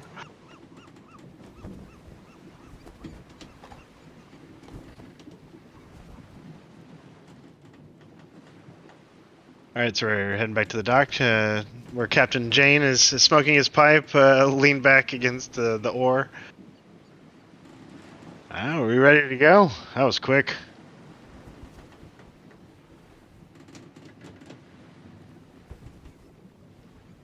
Well, no, actually, Talgar here wanted to speak to you. Oh? How do you feel about a duel? A duel? You wanna You guys fight gonna me? fight? Talgar, we want his help. I did not think that you wanted to fight with our ferryman back that we need to get home. Oh, I see the wrong damn person. I'm sorry, I'm not all here. Let's fight. No, no, no. We know, and that's why we love you. I'm gonna duel this Meteor person. Talgar, we want his help with the things. We want to kill snake people, not each other. That's I don't know if you know or not, but that's just half orc for, hey, can we have your help on something? It's true, yeah, right? Funny. God, it might be. Fuck half orcs, who knows? Fuck half. Yeah, it's a secret code for can you help us?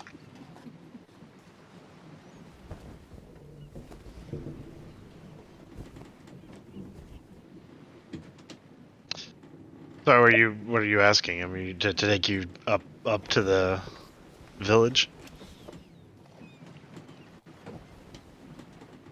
Yeah, is that where we're going? That is correct, yes. We are going up to the village to save eggs and fuck up the Yonti. Snake people. Oh. You might I get mean, crab I discounts. see the if you dilemma, help. and I've got a bleeding heart as much as the next one, but, and I don't mean to sound coarse here, but, what's in it for me? They'll probably give you discounts on the What? crab. I mean, you'll be their hero. What would make it worth your while? Well, how dangerous are we talking? They're snakes. How hard is that? You're a tough guy. It's not gonna be that hard for you.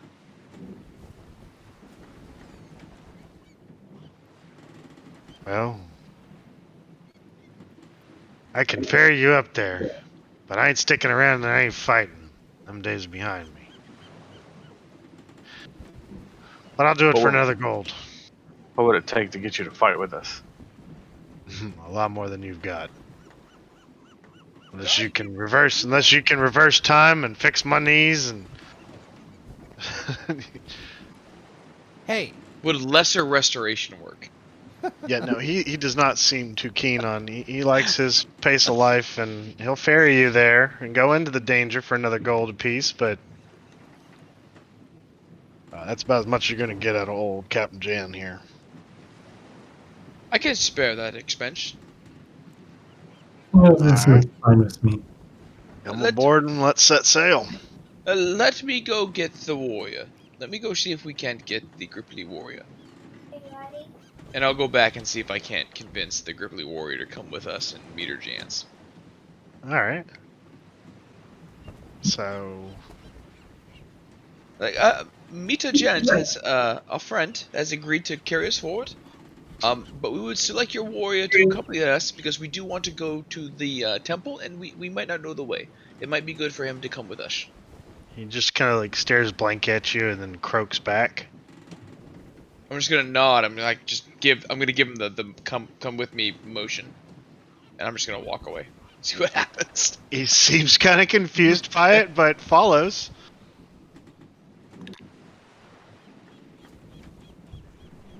All right, I'm gonna motion to Meter Jans's boat, and I'm gonna get on it myself. Roll me persuasion. If this is bad, I intend to use another one of my wheels. Okay. So we'll see how it goes. boats don't have wheels. How many of those do you get a day? I get 3 per long rest. And I need to use them before the result is determined. So it's very important that I do it before the result is determined. All right. So it's a 14. All right. So are you using it? I did use it, yes. I used it, yes. Oh, so with using that, this 14? Yes. Correct, yeah. Okay. So initially he kind of shakes his head no, like he's confused, like what the fuck. But after persistence and the other party members being like, come on, he gingerly steps on board, not really sure what's going on. I'm going to make a big display of, like, congratulating him for getting on the boat, just to reinforce his good behavior. He kind of puffs his chest out, like, all right, it's kind of cool. A bunch of the other Gripply are like on the docks watching as Captain Jan here throws off the ropes and the big boat begins to move. That's the manipulative sped teacher in me, by the way. Behavior management. So you begin to make your way north towards the village. It doesn't take long before the Gripply warrior here begins to realize where your destination is. And he does not seem... He seems very agitated. He's kind of croaking loudly and trying to gesture, like, turn the boat around. I'll try to calm him, but not in like a... I'm trying to convey resolve. Not necessarily calm, but like... Let's sit down, we're going. Like, no more like, hey, let's do it. Those eggs are there. Let's go. Vinny's going to try to Okay. just background psych him music up. to help soothe them. All right. I started to play Eye of the Tiger. No. Dun, dun, dun, dun, dun. No. Just elevated. So you had still a little bit of confidence, and he gets caught, but he definitely looks very nervous. So, And, go ahead.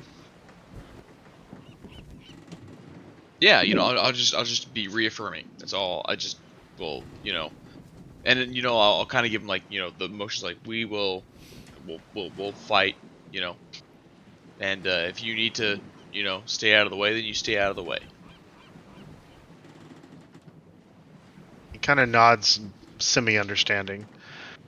As you continue to move forward, it isn't too long before, early afternoon, mid-afternoon, that you come out of the mist and you see columns of stone with platforms built around them, connected by rickety-looking gangways that touch the sea and disappear beneath the waves. Kind of are laid out in array in front of you. In the distance, you can see a marshy shore, and dark shapes move under the surface. Flashes of large red carapaces draw the eye. You get the feeling with just the general atmosphere. This is not a safe place. And we can transition to G Village. Good.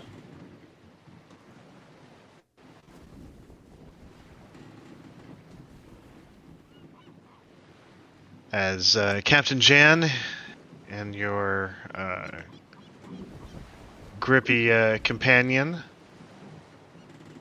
pull up alongside the dock.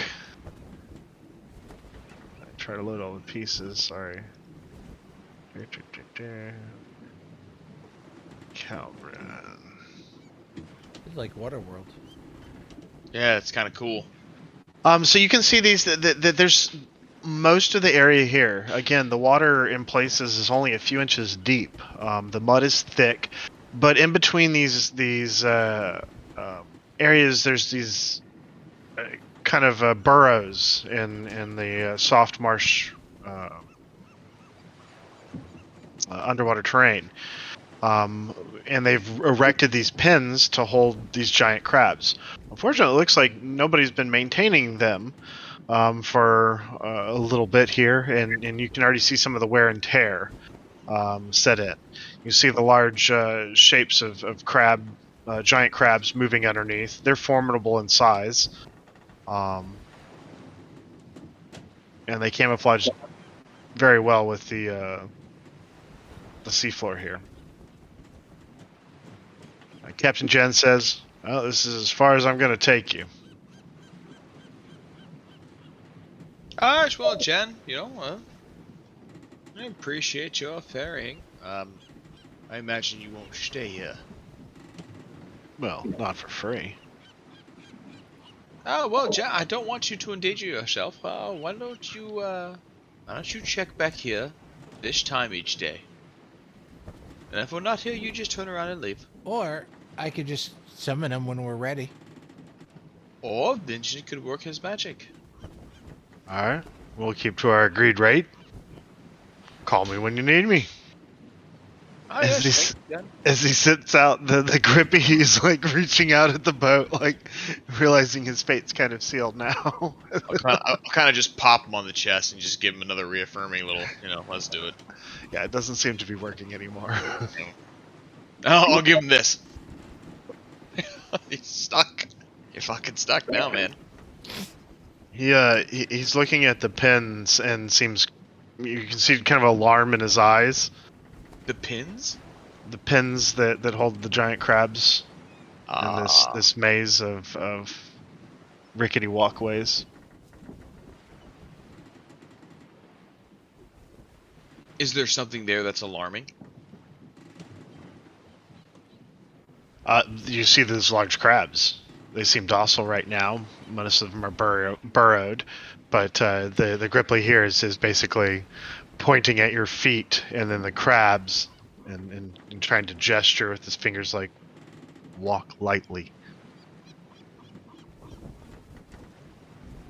Gentlemen, I think this. I think we should be wary of these crabs.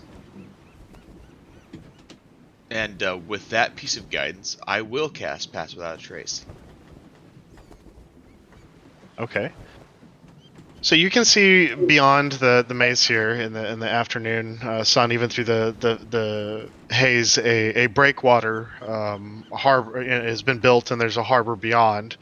There's a large mud and stick wall that looks to be separating the harbor from these pins. You can't see much detail or anything from here. You would need to get closer as you cast Pass Without a Trace.